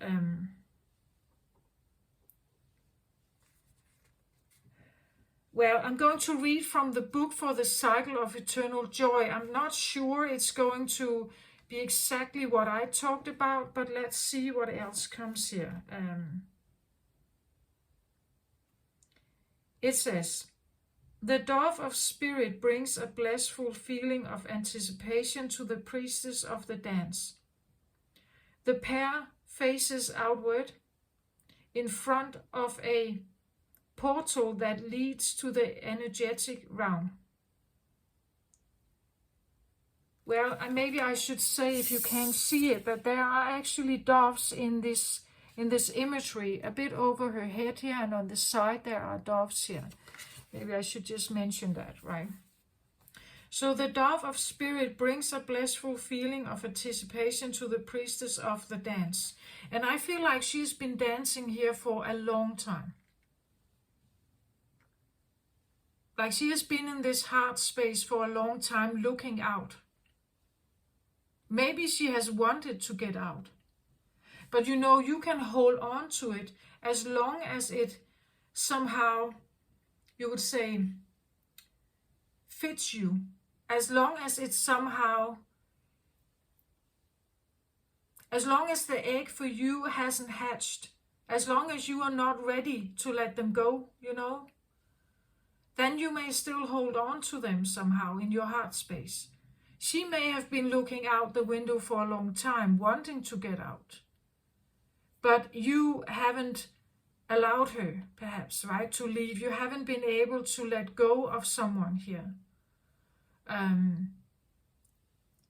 That could be, you know, like the precious, something you're protecting here, right?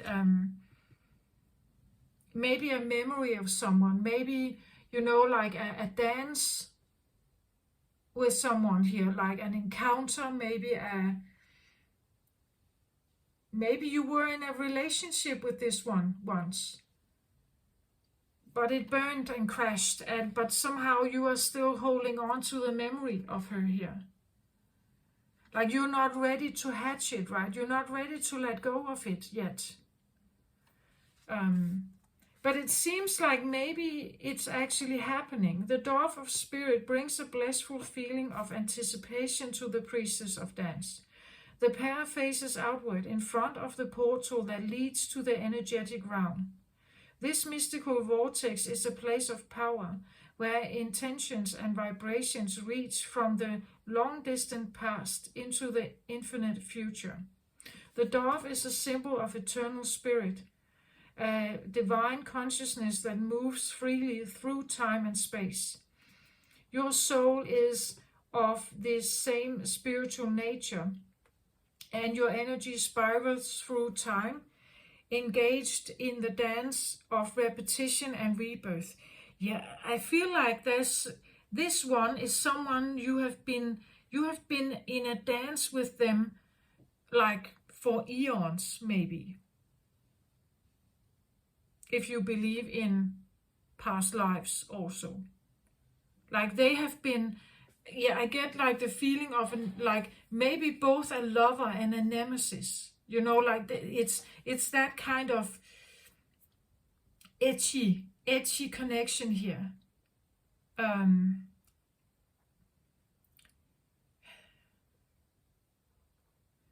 The dove is a symbol of eternal spirit, a divine consciousness that moves freely through time and space. They're not supposed to be locked in, right? They're supposed to be a free bird here. But they have been locked in, I think. Maybe by you, maybe by them, you know, like the interaction you have with each other. Your soul is of the same spiritual nature as them, I think. That's why this is so tricky, and that's why they are vulnerable, or you feel vulnerable around them. Your energy spirals through time, engaged in the dance of repetition and rebirth. Repetition and rebirth. You've done this many times with them. Each turn of the dance, each life, and each day bring opportunities for joy. And I want to say release, I feel like also. Joy and release. And your present joy spins blissful intentions into the fabric of the future. You can do that. You can bring forth, as I said, instead of thinking about vulnerability, then maybe think about neutrality. When you think about vulnerability, you're manifesting more of it. So this needs to be gone, perhaps. Maybe you need to manifest something else here, like that vulnerability. If you have your focus on vulnerability around this person, this is what you're manifesting. But what if you change vulnerability with neutrality?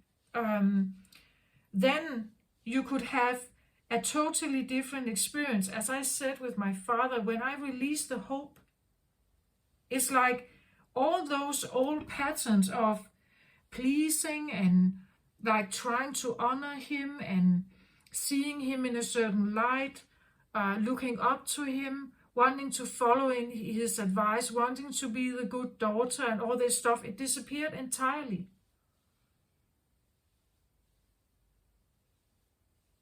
And I moved from a consciousness of codependency towards a consciousness of independency, right? But I had to go through that, you would say, that murder. I had to go through that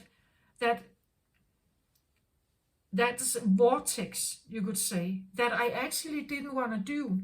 A part of me wanted to connect with him. But decades of not having this, decades of no change, finally got me to a point of hatching, right? Finally got me there. But I was probably not ready before that, probably not aware, probably too naive, probably too caught up in it or too stuck in it. But eventually I hatched, right? Eventually I got there. I just don't think we can force it. Eventually this, and again, that's why she turns around, right? It's like, are you sure? Right? Are you sure? Because we have been dancing like this forever. This is our dance. Are you sure you want to do this? Are you sure you're ready?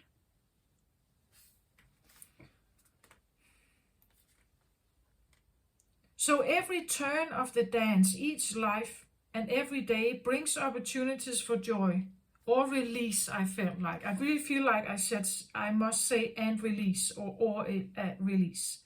And your present joy or release spins blissfully intentions into the fabric of the future. Again, if you change vulnerability into something else.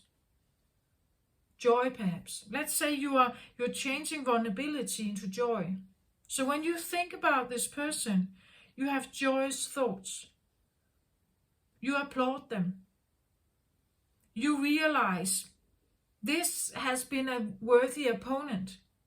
They are my kin. As it says here, your soul is of the same spiritual nature. So instead of maybe seeing them as my opposite or my nemesis or as like a threat to me, I start seeing them as a friend. I start seeing them as as kin. I start seeing them as neutral. I start seeing them with love. I start seeing them as a totally different vibration. Because this dance we have been having has been going on forever. Remember that your soul has come to experience both happiness and self-mastery. Learn what there is to learn, but never forget to let your spirit soar. To let your spirit soar. This card brings profoundly encouraging guidance. Your life is eternal and you are always connected to the bliss of your spiritual perspective. No matter what you may be going through, know that you can still find happiness, purpose, and understanding in the dance that is your current life. Even if you are choosing that this person, this energy, this place, this circumstance is supposed to be out of your life. Or you are not wanting to engage with them, right? Depending on what you are choosing, if you want them gone, like I really felt like this shouldn't be there. When I took the first card, so this shouldn't be there. But then it was like it was creeping in sometimes somehow that it should be there somehow. So like maybe you want it to be gone, like maybe you want the grieving to be over, or the sadness, or the feeling that something is making you vulnerable here. But usually there is a reason why we keep it. We just have to go deep enough to find that reason, right? Somehow they are special to you here. Letting them go. Like again, as I said with my father, right? That it's like when I finally got to the choice, I like of hatching and going for a more independent, you could say, half of my life here now. It changed something, and it definitely, like it cut some ties to something.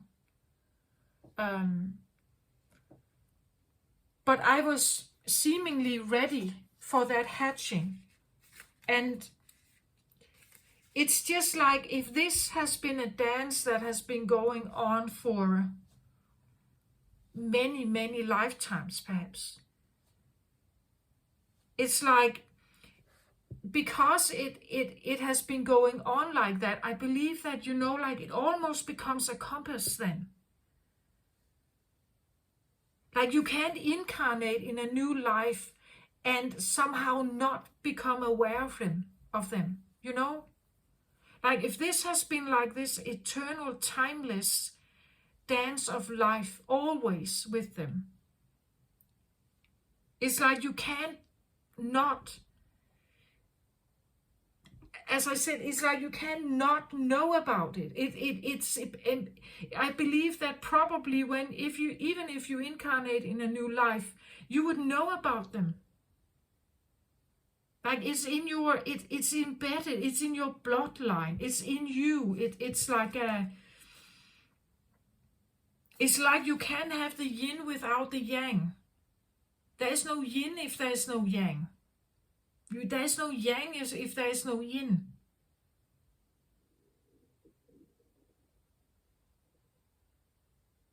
So it's like a dance that you can't necessarily just close, right? But what you can do is that you can change the feelings you have here. Of course, you have to go through them. You have to understand why you feel vulnerable. In what way are they somehow threatening to you? Or in what way has this hurt you? We could talk about grieving here, right?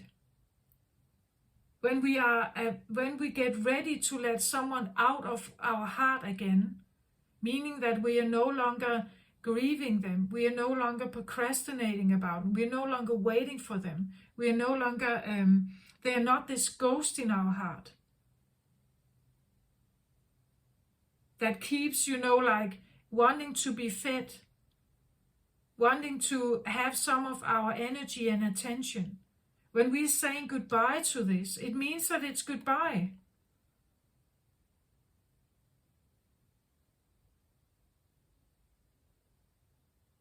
And that can leave like a sense of a void, right? It can leave a sense of, but then what? Like if I'm not grieving this, if I'm not angry perhaps, if I'm not angry with them, if I hatch this, if I actually let it out, I let it go, I just surrender it, I say goodbye to it, it's because you've managed to change some of this. Maybe with the magician, maybe you have magician energy, you definitely have Scorpio, right? But maybe you're using some energies here to change this, so that this goes away, right? That all of this actually leaves and gives something, maybe joy comes back in your life, right? Maybe you're choosing to see them with joy instead, and appreciation, right? There is no me if there is no them. There's no dark if there's no light. We don't know what dark is if there's no light. So I don't know who I am unless they've showed me, right? Or because they are my nemesis or opposite or something, because they are there, I become more aware of what I am. Because they show me something that I'm not, right? That's like the opposite that we can get attracted to, but at the same time we hate them. Or we get to, or maybe not hating them, but we get frustrated, right? Because like, as I've said in some of the other readings, when you put a man and woman together in a marriage, you are now creating a constant, you would say, occupied mind in both of them. Because none of them can figure this out. Right? None of them are right. None of them are better than the other. None of them are wiser than the other. You're keeping each other constantly guessing. Because you can't figure each other out. You are opposites. How should you? Like you are innately yang, she is innately yin. How should you be able to figure each other out? It puts you in a constant state of being occupied in your mind, how to figure this out, how to make this good, how to make it work, Then you become angry. You separate. You come back together. You try to figure it out. A constant occupied mind here of the yin and yang. Right? Maybe you divorce, maybe you come back together, maybe you run away or you escape for a day or two, then you come back, you try again. You know this, it's a constant, and we are very occupied. Like in society and that encourages marriage, we are constantly occupied. We think about the other one's feelings, we think about how unreasonable they are, we pick on each other, we can't figure this out. And there are so many examples of female and masculine, feminine and masculine energy. There are so many varieties of it. But when you put them together, it's like they are lovers and nemesis at the same time, right? We can't seem to figure this out.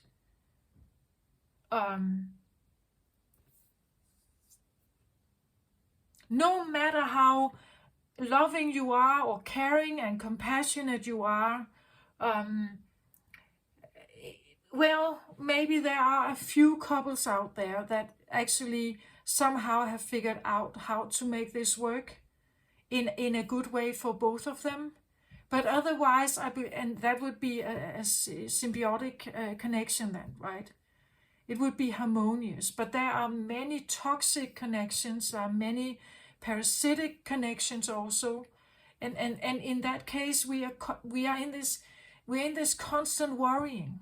We're occupied. Our mind and our hearts are occupied all the time. It actually keeps us from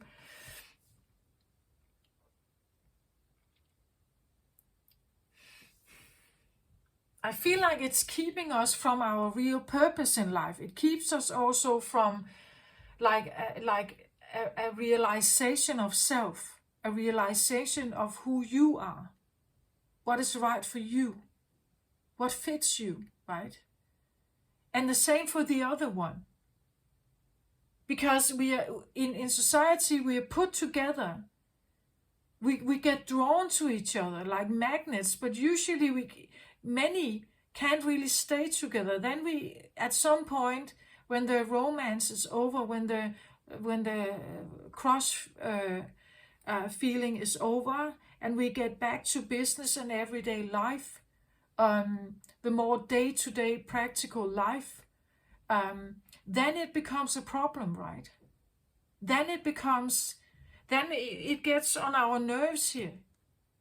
Then we become angry perhaps, or we become protective or defensive or something.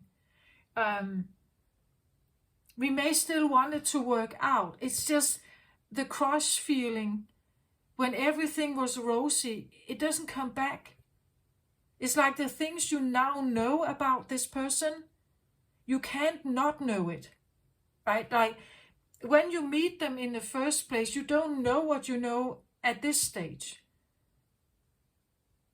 right? In the rosy beginning, everything is peachy and beautiful and romantic and everything, but then life continues and you get to a point where you get on each other's nerves here maybe. And it's like when you get to that phase, you can't unknow that. If someone has been cheating, you can't unknow it. When you know it, and you can't unknow it. You can't just reverse time back to when something was peachy and rosy.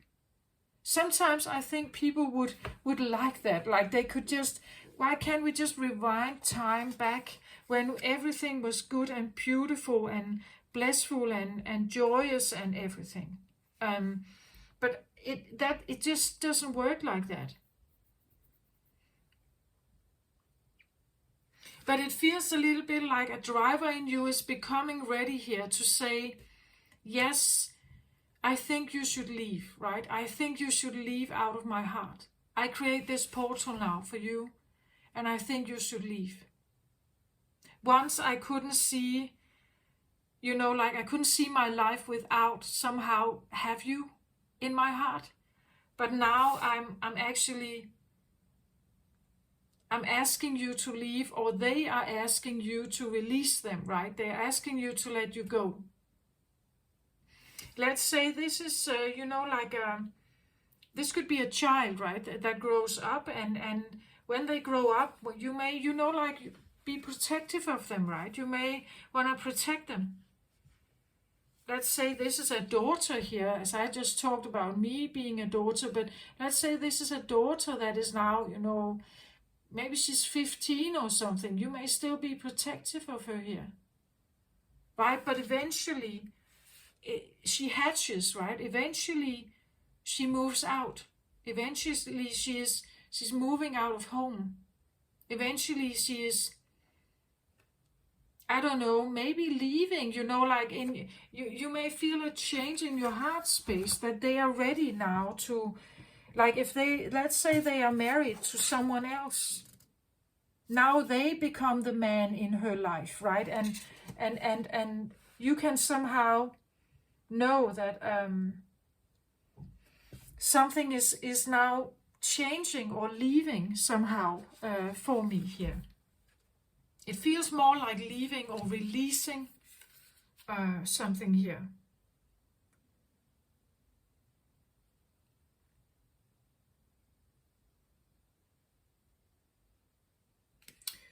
So the upper card here, on top of everything, we have Hestia as a divine feminine, the goddess of sanctuary.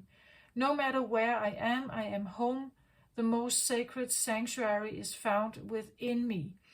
So this is like an inner, you can see her here. Yeah, this is like an inner feeling, right? An inner feeling of sanctuary. Maybe that you have found sanctuary, that you are wishing for sanctuary. And the sanctuary could come with a release here. Or maybe with a change that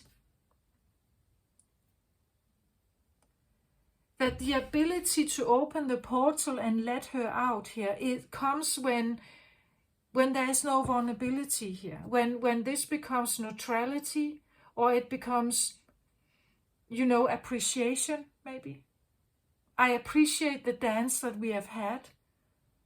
It has left me maybe in a feeling of being powerless. So I'm learning a lesson of that. Maybe I've been in a dance here with a powerless feeling for many lifetimes. I'm learning now to not have that. I'm learning to take my independence back here, to let myself out of a stronghold here, like of a dominance maybe, or maybe protectiveness, but it may not have felt like that for her, right? Maybe she felt that this was more like a prison. And she is now looking like, are you sure? Or she's just taking a look back here. Okay, this is what I've been in, and I can actually get out now. But she's still just asking, are you sure about this, right? That this dance must not continue. So it could be a feeling a bit like a test, that this is the south node that I talked about, that the south node of being, that someone was protective of you, but actually you felt more like it was a prison, or that what they may have done was more like keeping you small in some way. And here it's now it seems like it's obsolete now. It looks a little bit like it's old, like now something once it was vibrant and new here, like maybe a new sense of protection that was put around someone. Here it actually feels like it's obsolete, it's old, it's worn down, it's tired maybe. And the Ten of Fire is usually a tired card, right? It started out with like I wanted to protect this. I wanted to like keep it in a certain box, or keep it in a certain way, because in that way I can control her somehow, right? Or as I feel like with my father, his guidance or his way of being, it somehow created this attachment. I got attached to his style somehow. It was the only way I could interact with him. Being in a certain way, acting in a certain way, being pleasant, that it was pleasant for him to be around me somehow. So when I was acting in that way, when I didn't create a fuss or problems or hysteria or anything, if I wasn't a problem, then I could come along, right? But in that way, it also made me very compliant, right? I had to be in a certain way.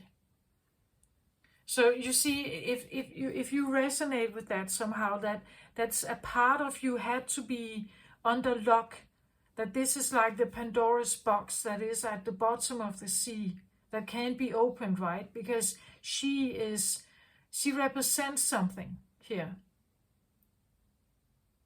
that mustn't be seen. Maybe that's the vulnerability here, that the vulnerability or well, I don't know. I believe that a little girl can feel vulnerable if the father is not showing her that she's safe, right? If he's not showing her, actively showing her that he's there to protect her, I think she could feel vulnerable, right? I think that there could be a sense of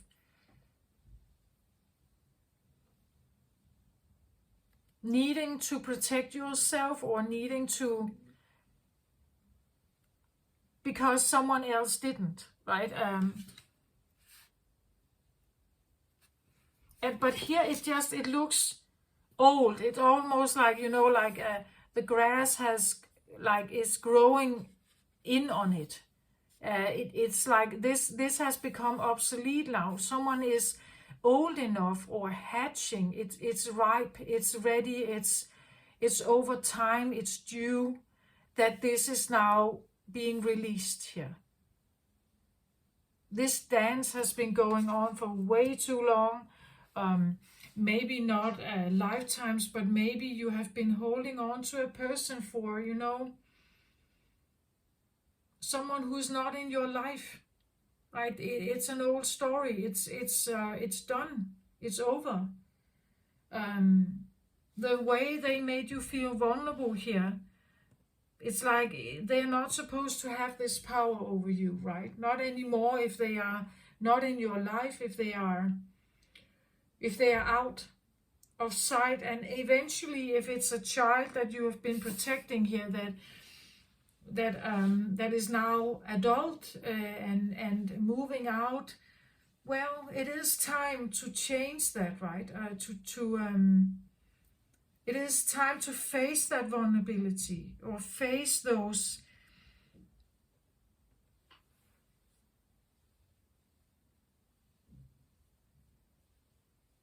maybe a sense of loneliness or something, right? That if something is leaving, if I let this go out of my heart here, but what then, right? What then, right?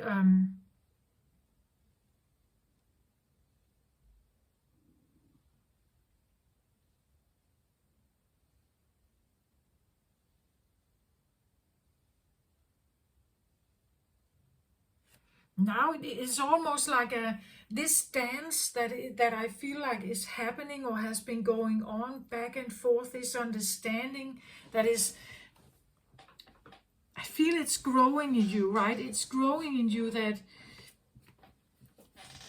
all the problems, or all the sharpness, the raw feelings, all this it's coming to the surface, because this is it's a special connection, or it's a special thing in you. Like maybe this is a part of you that you have kept under lock for a very long time, right? that you created this firewall around this one because you didn't want it to be known or seen.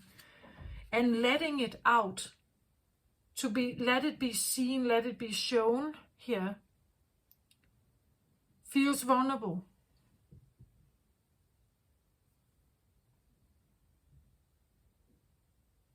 I believe that like certain mothers can feel this when their children are leaving home, for instance, right?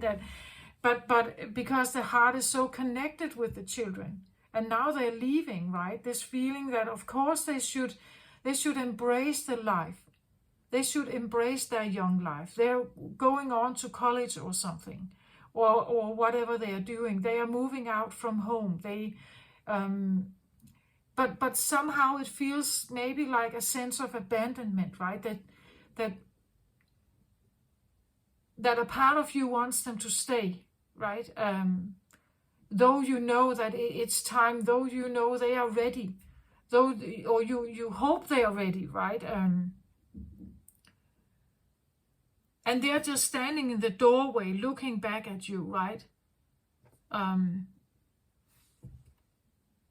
Before they are leaving. And that's just a feeling. Maybe this is a memory here. That this is what you remember about them, right? That they left. They left at some point, and because this can be subconscious also, that someone it left you at some point. And it left you feeling vulnerable, and maybe that's why you're protective of something here. Maybe they left or you lost them, right?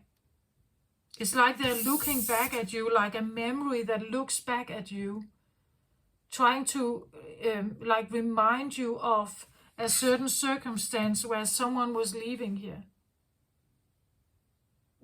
And therefore, because you are dealing with a person here, perhaps that it somehow they make you feel the same way.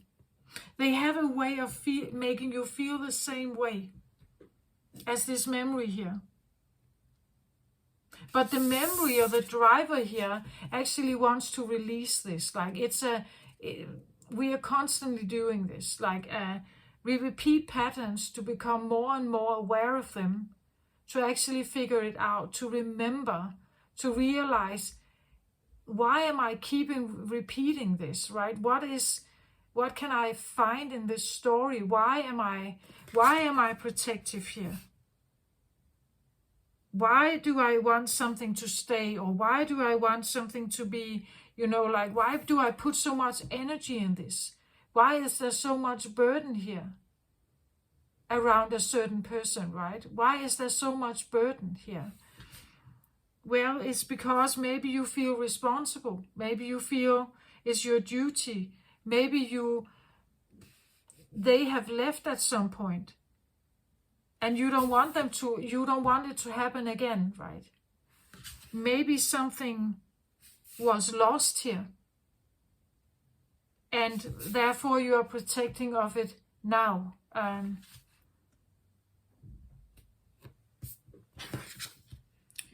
No matter where I am home. The most sacred sanctuary is found within me. Yeah.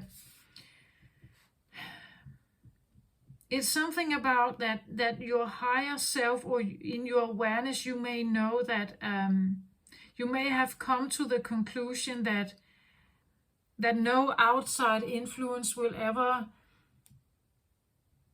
be sacred to you. That the only sanctuary for me, sanctuary is like a scent bubble or a scent zone. It's like this place where I can find true peace, true connection, or true tranquility somehow.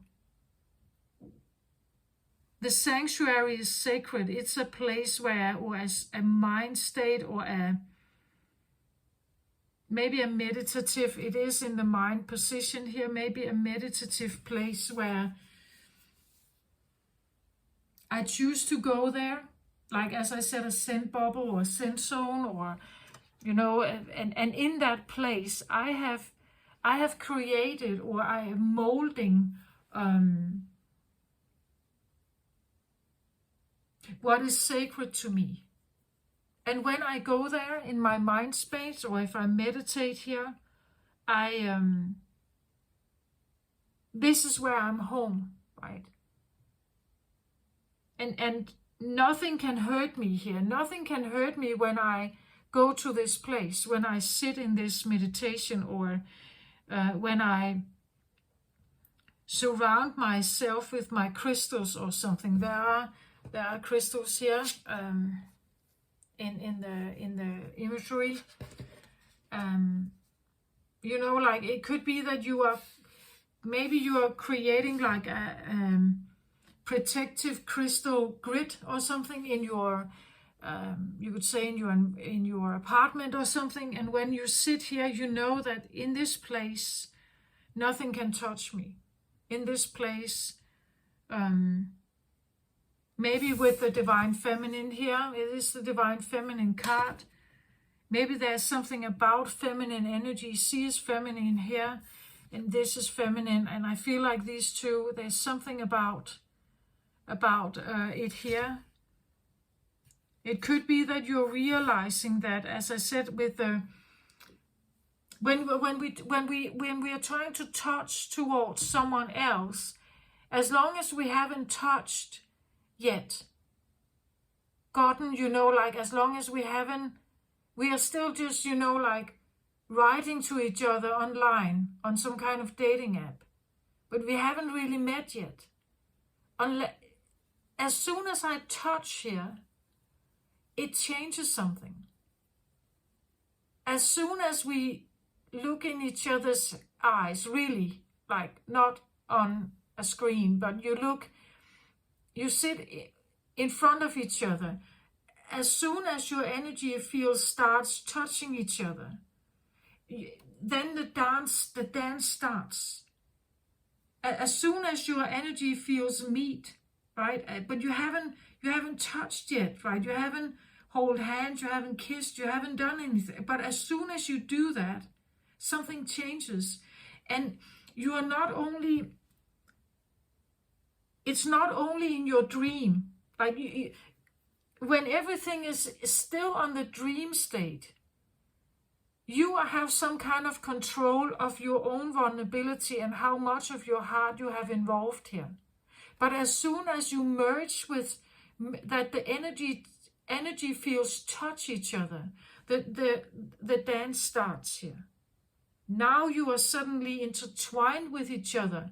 You're somehow intertwined. Maybe just a little, maybe a lot, right? You are intertwined in everything in their life. Not just maybe their beauty. You're also intertwined in their, I don't know, their behavioral style, their emotions, maybe the family story that they come from.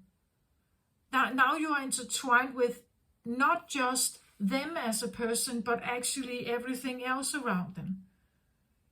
You know, you get to the energy field that they hold something about them.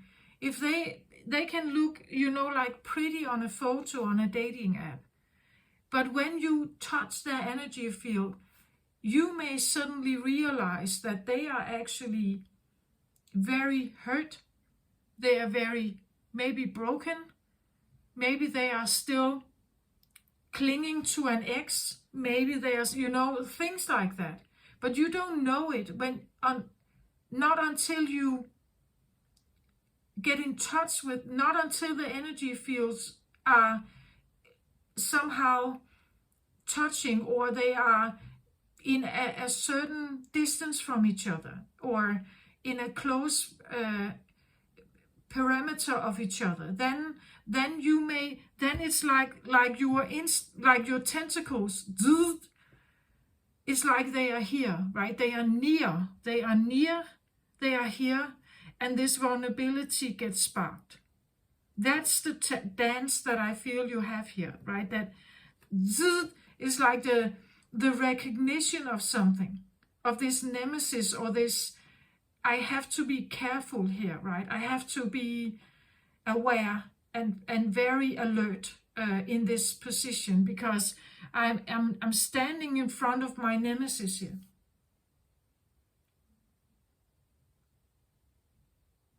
There are ways of shielding yourself. I think you know this, that you can, maybe the sanctuary is that you have to get away from them. Like maybe you need to really separate many kilometers, maybe.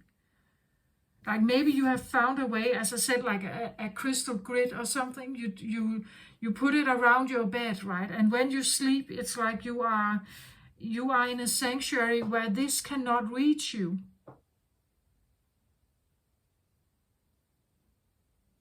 Right? Emotionally, empathically, telepathically,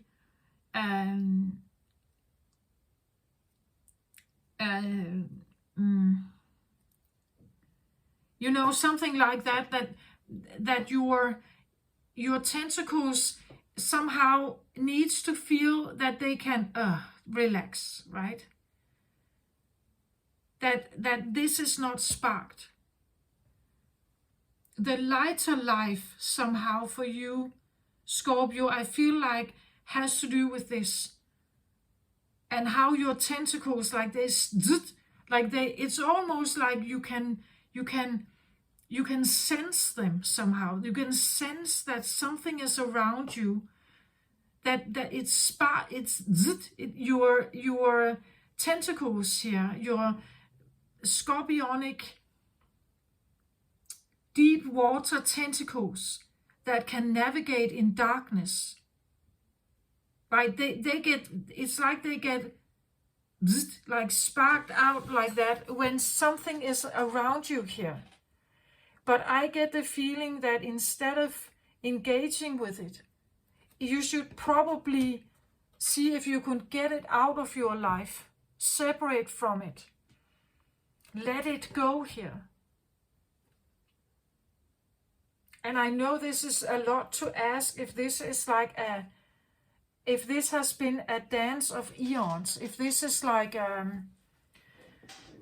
but because I feel they are kin to you somehow. They could be family members, but it could be just this, that you're the same species, but with opposite polarity.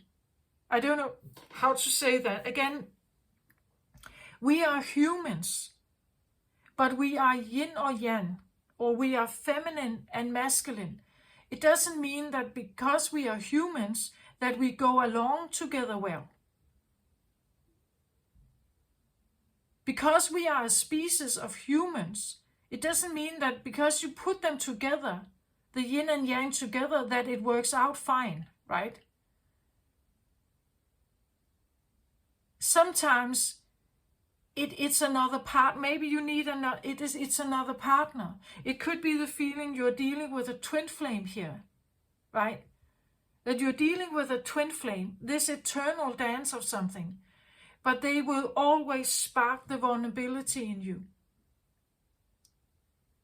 That's how it's set up. Like when you, unless you change the vibration, your vibration here, unless you decide, I am no longer accepting being vulnerable. I choose that this must be over. I choose to set them free. I choose to release them from my heart space. I choose that I go for a soulmate instead of a twin flame, right? I go for a different, or if we're not even talking about that, I go for a different partner, because this is not helping me. Like every time I get around this, my tentacles are out there and my fire is heightened. I can't be around, even though they are maybe the most, like they may come across as the most attractive, the most alluring, the most interesting, the most fascinating, the most, the deepest love, the most chaotic love, the most dramatic and engaging and addictive love you could ever imagine. But it's painful for you to be around it, right? It's startling you. It gets you out of balance here. It gets your energy heightened. So is it really a sanctuary for you to deal with this? Is it really is it a peaceful sanctuary? Is it worth it? Is it what you want? Is it actually that for you? Or, because what if they're not changing? In my case, like my father, what if they're not changing? On the spiritual side, like the higher self of you could be lovers, but in the human realm, you could be nemesis, right? So you may have a spiritual awareness that we are kin, like we are twin flames, we share the same soul, we are bound by something, we are bound of the dance of life here. We are yin and yang to each other. I know that spiritually, but in the human existence, you are nemesis. Do you get my point of that? You can have a spiritual and intuitive awareness about something, and then you have the reality of something. Right? Then you have the reality. Again, you can have this spiritual idea that if we just get to meet each other, everything will be peachy. We will know we are each other's twin flames. Everything will work out. But in the human realm, you are actually escaping each other. You can't figure out how to be together. The third dimension is limited in love relationships. There is no unconditional love. It's not there, it's not present, it's not available in the third dimension. The evolutionary state of third dimension, there is no unconditional love. It's not a thing. We don't know that. We have conditional love. So we are still the green tomato in that sense. The evolutionary state is still the green tomato. We may spiritually, intuitively have a knowingness of the ripe red tomato of enlightenment, but we are not there yet. We are still working our way towards it. I have to figure something out. If you feel like you are in a twin flame relationship, or you are in a strong soulmate here, or even a karmic relationship here, you are on an evolutionary state. They are on an evolutionary state. Both of you have to grow, to transform, rebirth yourself towards the red tomato, towards the ripeness, before you can actually maybe even be in each other's perimeter. Because otherwise you bounce each other off. In the third dimension, human existence, you bounce yourself off. In the dream world, in the non-form, you may have like a close love relationship. In the fifth dimension, you may be lovers.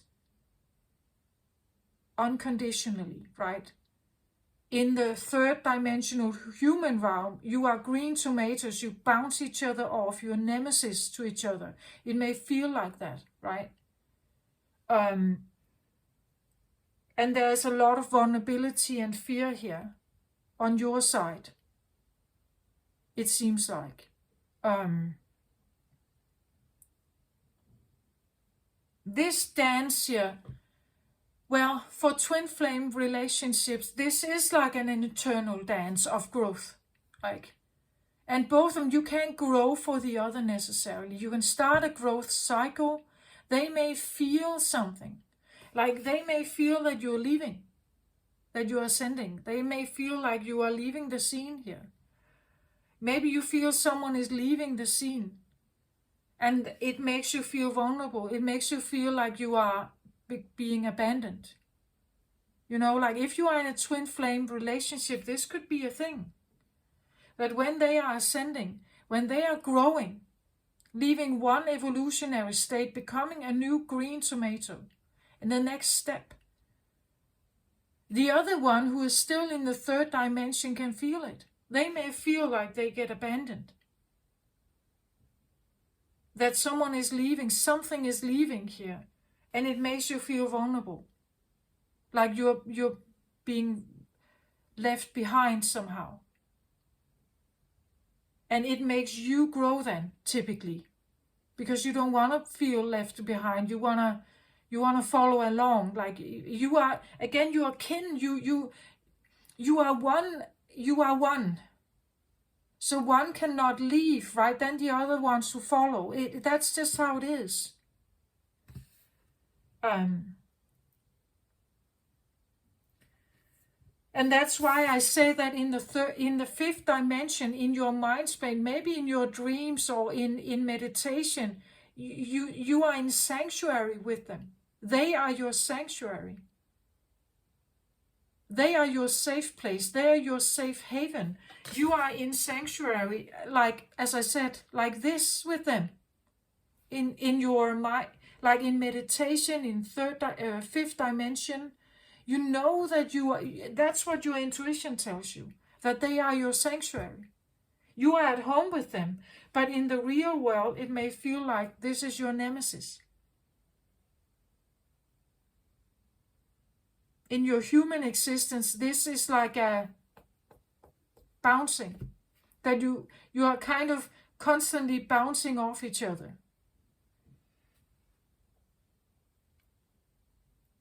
What if we could change the vulnerability feeling here? What if we could say that vulnerability is now neutrality? How would that make you feel then? If this vulnerability card is now put aside here, and we have more of neutrality here.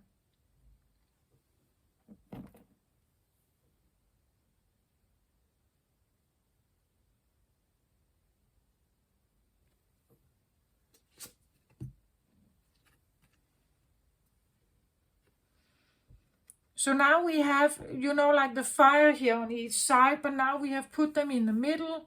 There is a sense of spotlight on them. That is what I feel like you've had. You've had a spotlight on them, and you have a protectiveness around them because they may feel vulnerable. But what if you are seeing them now as this deer here? Not like a lion or a predator, right? Not something that makes you feel vulnerable. What if we could put them in that kind of spotlight, right? That if we say that they are now this beautiful male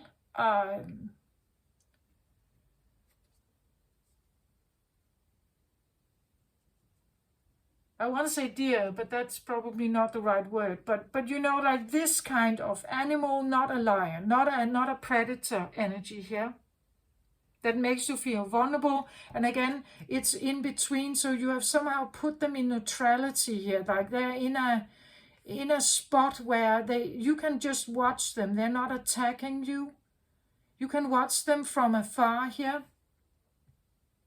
You have no armor on. You're just watching them, standing in it, and you can have a focus on that they are in this like surrounded with two wands, right? So they are either protected or they are like you are safe from them, right?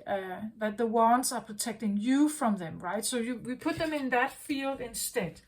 How would that maybe make you feel on each side here, right? Could we have some cards on that perhaps here? Like, would that change something if you can somehow put them in neutrality? If you know that you're kin. If you know there is no yin without your yang. There is no yang without their yin. Right? You cannot be you without them. They cannot be them without you. Would that change something if you can somehow put a sense of like that the weight scales are balanced somehow, that both of you are important to each other's growth, that both of you are each other's kin, that both of you spiritually are connected for growth. That could we somehow, if we see it in that light, would that change something about these fire energies here? Would it do something?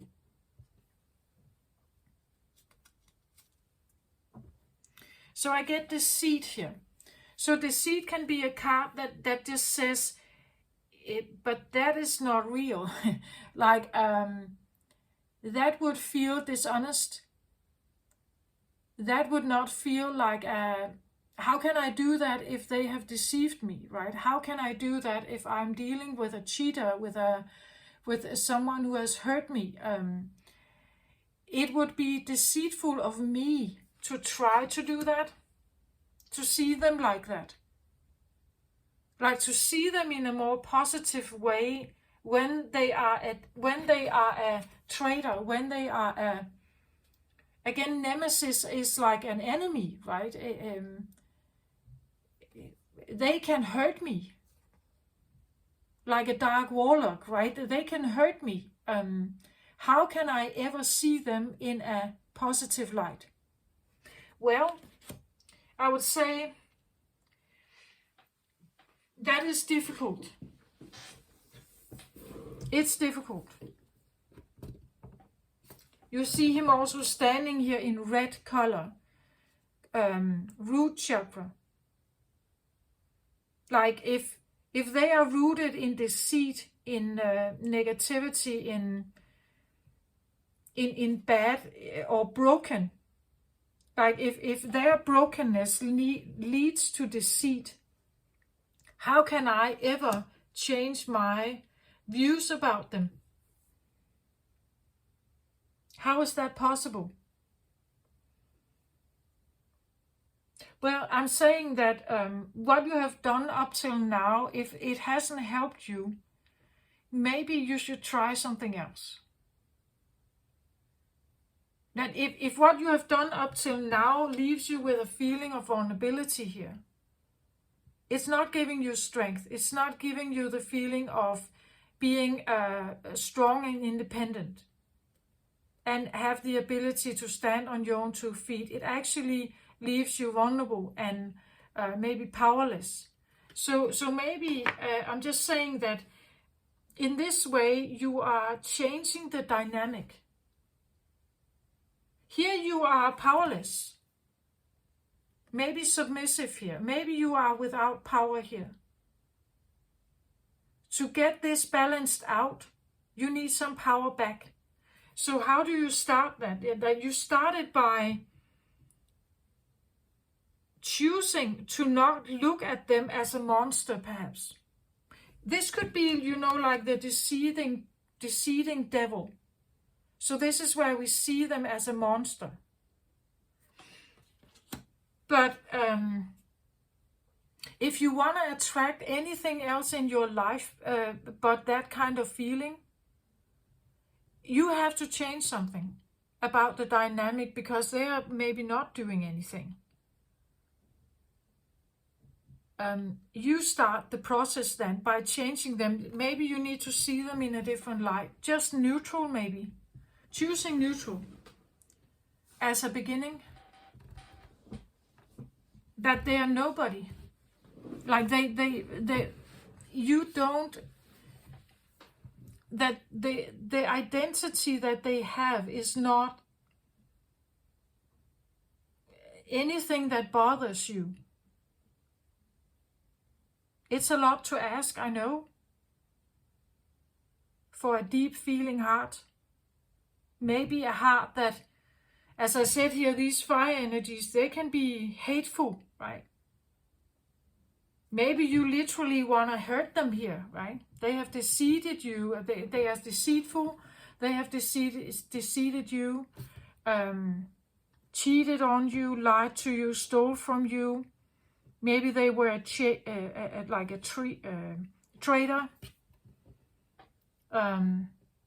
Maybe they have, lied about you, told stories about you, things like that. And for that reason, you may want to retaliate, right? You want to pay back that kind of energy. However, if it makes you feel vulnerable here, it's not helping you.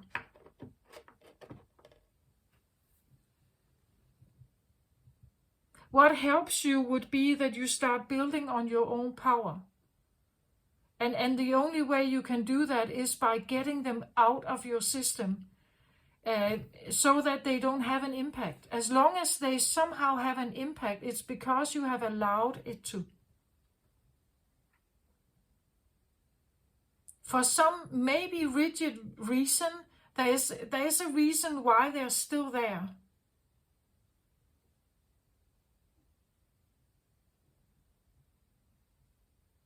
And maybe it's like a wounded reason, but the point is that if they're still in your heart, they still have power over you. You may still be grieving them, holding on to them.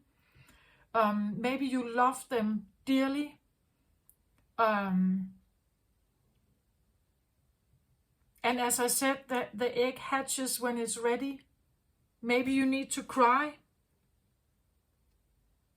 Maybe you really need to do that. Like, this could even talk about that you become ready to let them go towards the light. You know, like you're releasing them from your heart. You let them go towards the light.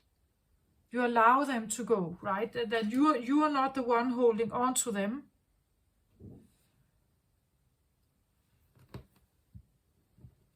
That you allow them to go. You're sending them actually, right here, that you're actually sending them. You choose to send them here. Because you're ready, right? You choose to send them towards the light.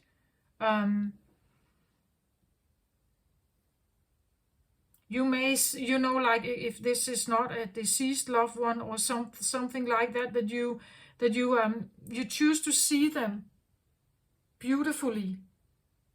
And then you send them out of your life, right? You just send them off on their own journey, wishing them, you know, good luck out there. I'm doing me now. I choose to focus on my own sanctuary. What makes me feel peaceful or happy or bliss or something here. Because it seems like every time I interact with them in the human realm, we are like the small green potatoes. We can't seem to figure this out. We are not yet good enough at this. And every time we come together, we bounce off each other again, right? That it's not working.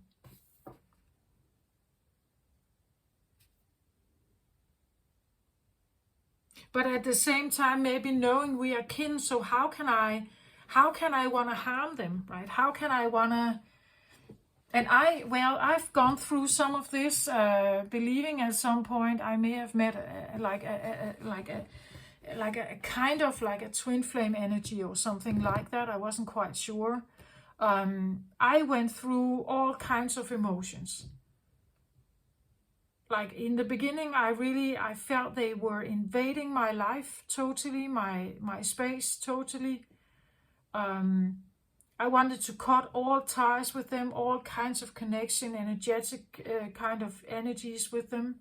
I blocked everything I could on social media and stuff like that. I really tried to stay away from it. But still, I felt like it kind of invaded my life. But it was because that in some way they acted as a substitute for something. And it was only until I realized what they were a substitute of that I could actually get them out of my life. It made sense to hold on to them until it didn't. And that's what I feel like is going on here. Can I get one more card maybe on this one? How could this change perhaps? Or how could this change perhaps? Yeah. So I get Justice card here. Justice is about balance, but justice is all about getting justice maybe. Or, you know, like fair has to be fair, right? if they cheated on me, I can do something equally as bad. That could be what you want, right? That could be what you...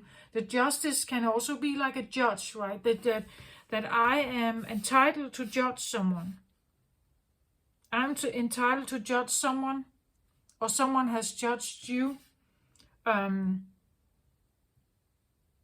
It could be that you start fighting for justice and equality, right? You try to fight in your own favor here and not giving up. You're fighting to maybe release yourself from something here. You're fighting to... This is purple card. So we could talk about like a mental or a intuitive, a crown chakra opening that you want, like mentally, intuitively, maybe empathically, telepathically, if you have that kind of connection with someone here, that you want to let them know that you're not prepared to give up for equality, right? You want like a connection to be, you want it to be balanced, that is the signal that you send, right? That you send that kind of signal. And you won't take no for an answer, right? If they don't want to deal with that, if they don't want to meet you halfway here, if they don't want to see you as equally important, you know, like you can't have yin and yang and believe that yang is supposed to be 70% and only 30% yin. Like the yin would not accept that, right? The yin, we know the yin and yang symbol. The yin and yang symbol shows an equal amount of yin and yang. Not that yin is more than the other and yang more than the other, right? That it's something about seeing each other's value. If you can start seeing someone having value here, even though what you see in the earthly realm is very deceptive and very twin flame energies journeys are terrible, especially in the beginning, right? It's terrible because both of them are, the reason why they are put in front of each other is exactly that. Like they are so opposite. They are each other's opposite, but from the same soul. So it's like they will constantly try to like feel, they will constantly unite somehow, but at the same time they can't. They have to release and release and release prejudice, all kinds of like pitiful understandings, all kinds of like feelings of lower vibrational feelings of fear and vulnerabilities and maybe tendencies of dominance and using violence or stuff like that to get your way. It's very much a battle of will, you could say, each other's will.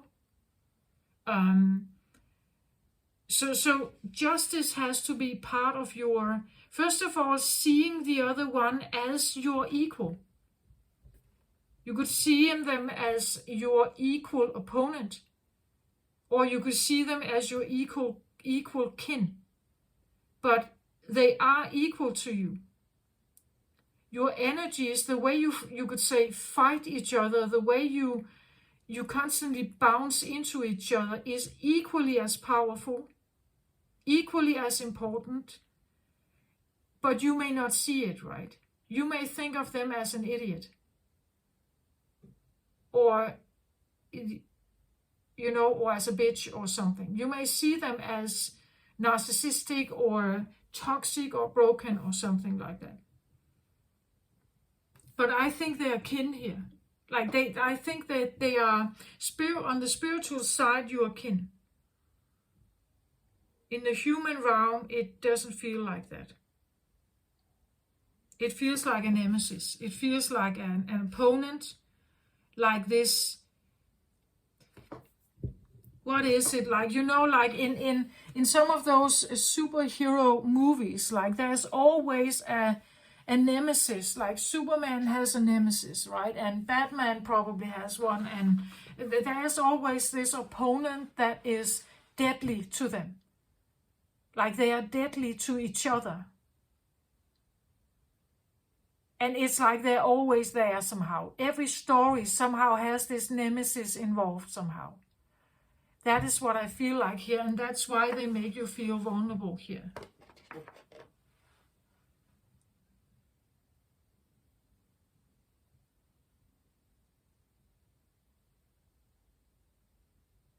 Just think about it, that if you are actually, when you are with them, let's have a look at this in the higher perspective realm here. Can I have a card on a higher perspective realm of these energies here? It feels yin and yang, it feels twin flame, it feels like opposites meet, opposites attract, but they can't stand each other, right? In the earthly realm, we're not equipped. Our brains don't function in a way of interpreting everything as we should, or as we can in a higher dimensional realm. It's not working. It takes a lot of healing work, a lot of letting go of inner like convictions and inner constructs to actually get near a twin flame. Like just being in like their, like, you know, like a few meters from each other. That is very difficult.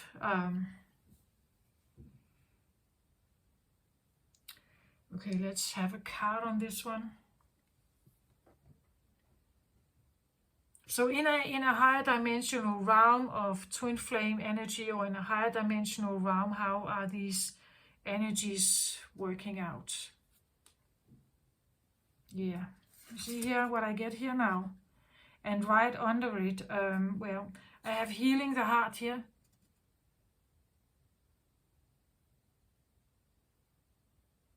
I think this is in both of your journeys. Like, it's not just you, also the other one.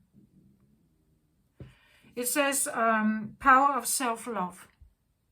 And this is what you're starting here. That's what I feel like. See them through a lens of maybe neutrality, or at least a sense of acceptance. And then you start your own healing journey here.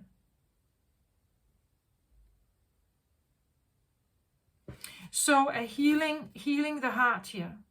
And I have talked about the heart chakra, the green color already. The next card out here is telepathy here. So I think there's telepathy between you. Transmission, perception, communication. I think you do have that. You could have healing the heart, but again through telepathy perhaps, right? That telepathy is a way of, I mentioned it before also, empathy and telepathy is a way of communicating with this other part of you, or this other side of you.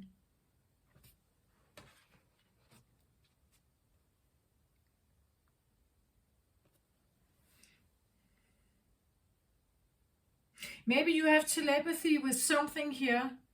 Like this is your higher self, your higher realm, the fifth dimensional energy, maybe higher energy. But that is what it is here. You may have gifts of telepathy, or you only have this with one person, this person in particular.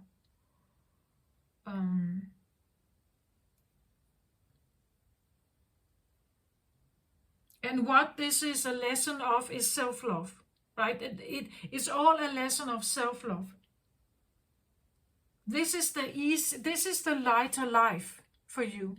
The lighter life is not to hold on to someone. The lighter life is to choose you, concentrate on you, building up your power, equaling out the scales here, becoming, you could say, a worthy and strong opponent again, so that you don't feel like this.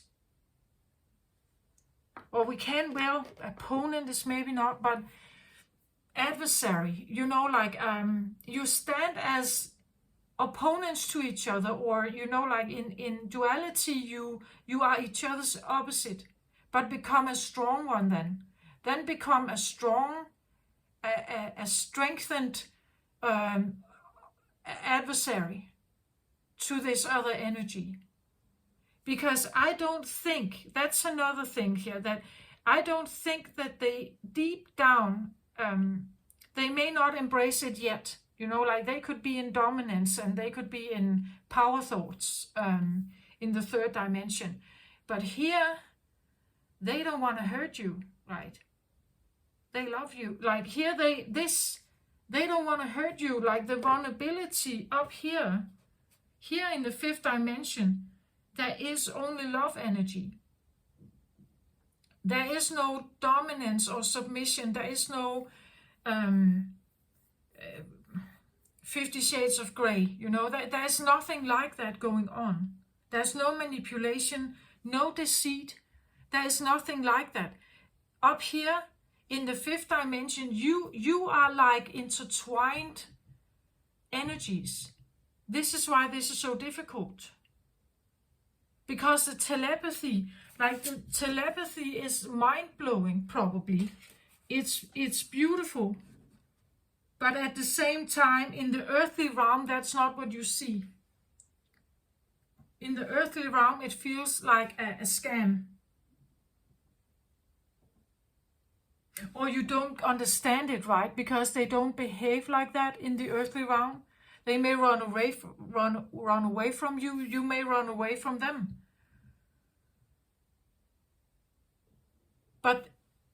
But at the same time, there's something in your heart. There's something in your heart space that just tells you that you know them, right? That you recognize them or something. But instantly they spark vulnerability, so you may feel like they're an enemy. But at the same time, you can't get them out of your head, right? You feel they have a stronghold on your heart.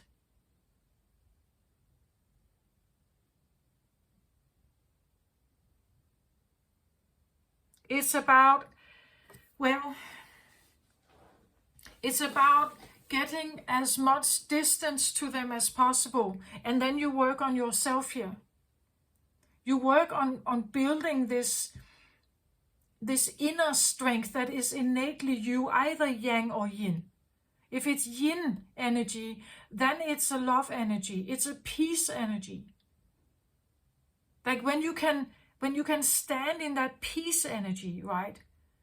If they can feel that, they see your power. Then they will no longer see you as broken or vulnerable, and they will not attack you. Like they can't attack you. The more yin you get, the more the yang gets attracted to that yin, instead of seeing it as adversaries or as something to be devoured or conquered.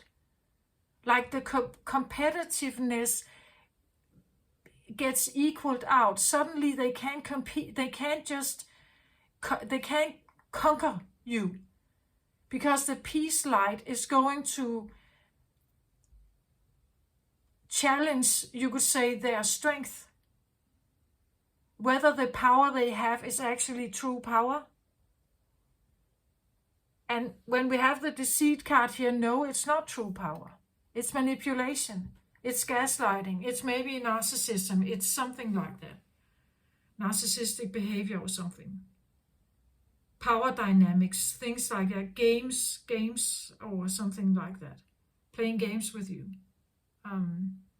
When you change that dynamic, when you stand in your own peace, when you stand in your sanctuary here, when you have recovered your self-love, when you have found your self-worth in you, like they can't compete with that.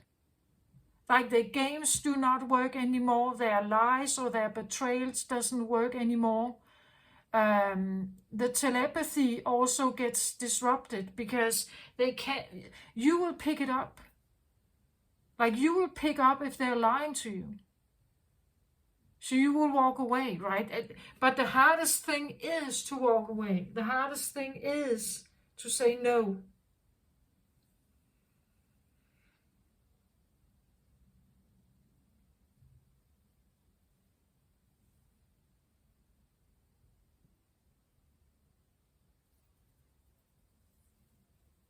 An eternal dance.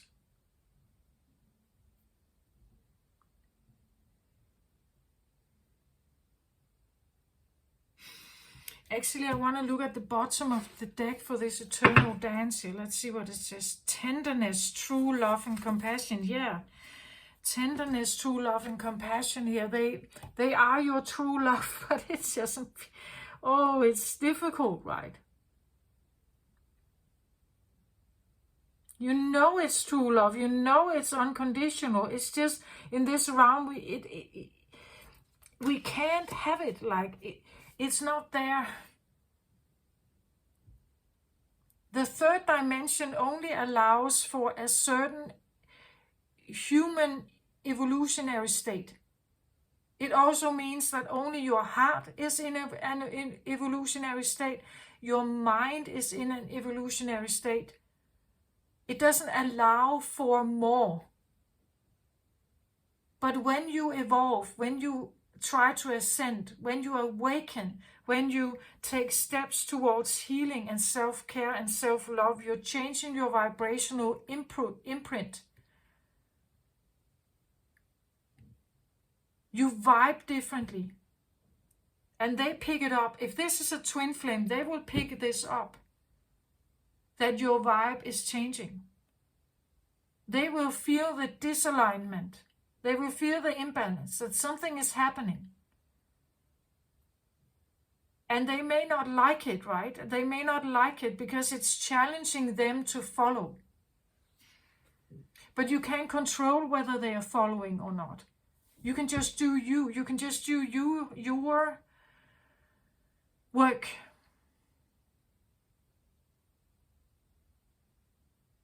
The more self-love, the more you fill up your cups, the more you equal out the scales, the less power they have over you. You will no longer see them as a nemesis.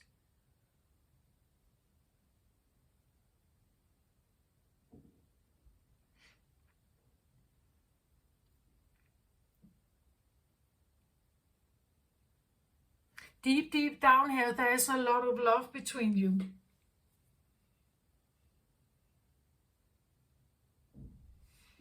It's really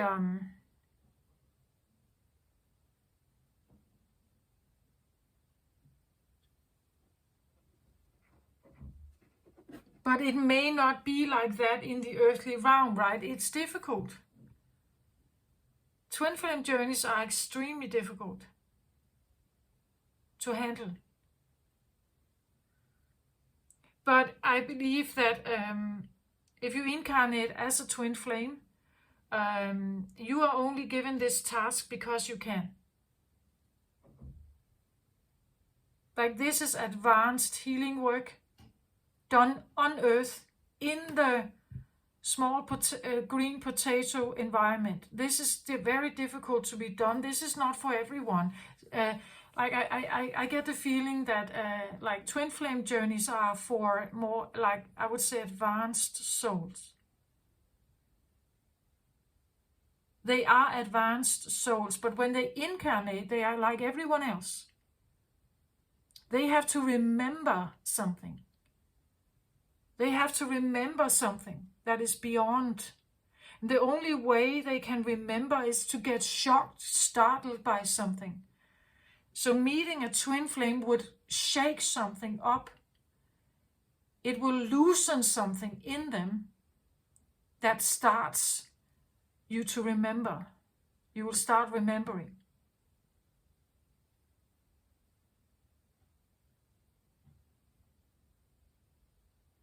But difficult. It is difficult. Again, this dimension doesn't allow for like there's so much fear, there's so much protectiveness and walls and masks and lies, and so it's a difficult dimension still to do twin flame work in. It's possible, but not easy. And every soul stands with a free will. Well, I'm not sure twin flames do, but they stand with a will that they can fight it. They can stay in deceit, like they can stay for as long as possible.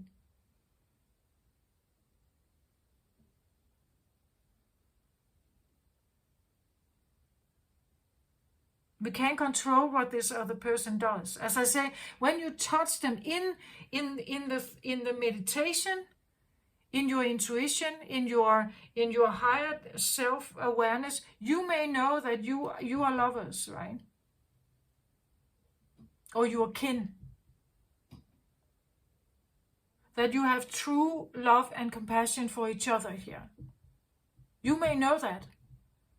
But in the third dimensional realm, it doesn't play out like that.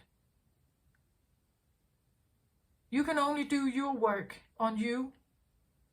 And you have to let this other energy do what it wants.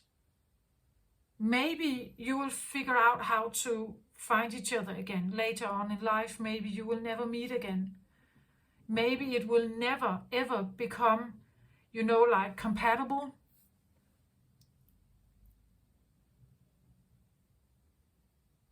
Maybe it will.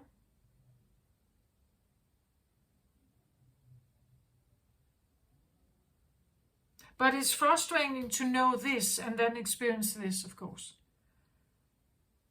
Just know that you do the exact same to them as they do to you. Like you're challenging them like no one else. No one else gets as challenged.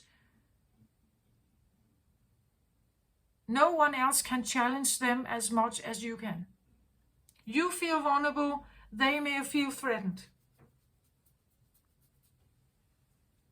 Both of you feel this.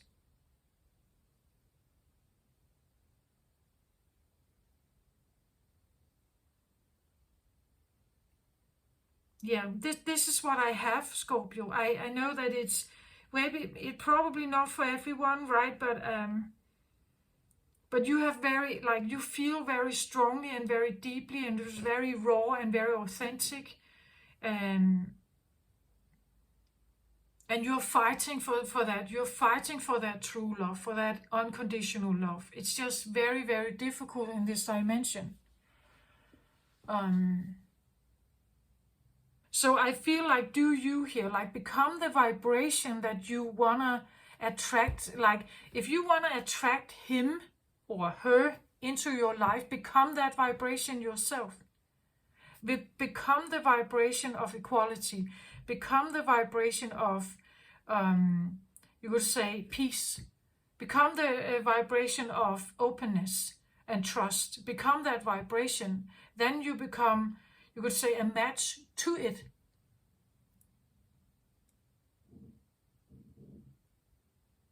Maybe they cannot follow. Maybe they can't follow. But maybe someone else then can. Maybe someone else presents them and come into your life with trust, with openness, with an immense willingness to work on that true love, to have that openness, like yourself. Maybe it will be a soulmate, right? Maybe it will not be them. Because they are not ready. Their egg hasn't hatched. They are not working. They are not healing. We don't know that.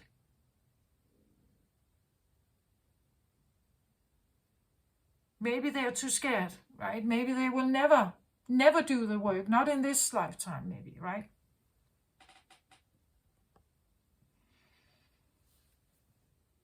Yeah, this is what I have. I don't know, I hope this helped somehow, Scorpio, for you.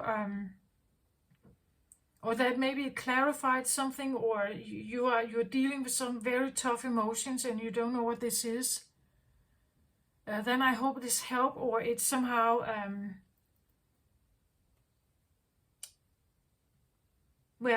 I don't know, but that's what I feel like.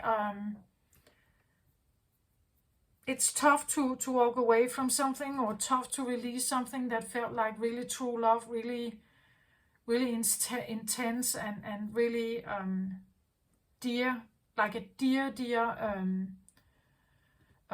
soul, to depart from that, right? But I just like the fire that is here, the deceit, the feelings of incompatibility, and the vulnerability is well, it's not feeling fearful and vulnerable is not healthy, right? That is not a good thing. So that I just feel like there are these like a double feeling, like a feeling of a higher vibrational life and existence with someone, and then there's this feeling that you're actually dealing with in like the tangible life, human life you live, where someone, maybe they are lost, maybe they are not here anymore, right? But the connection may still be there, right? Maybe you're separate from them. Maybe you feel like you always bounce off each other. Maybe they feel like they are deceiving you, lying to you, manipulating you.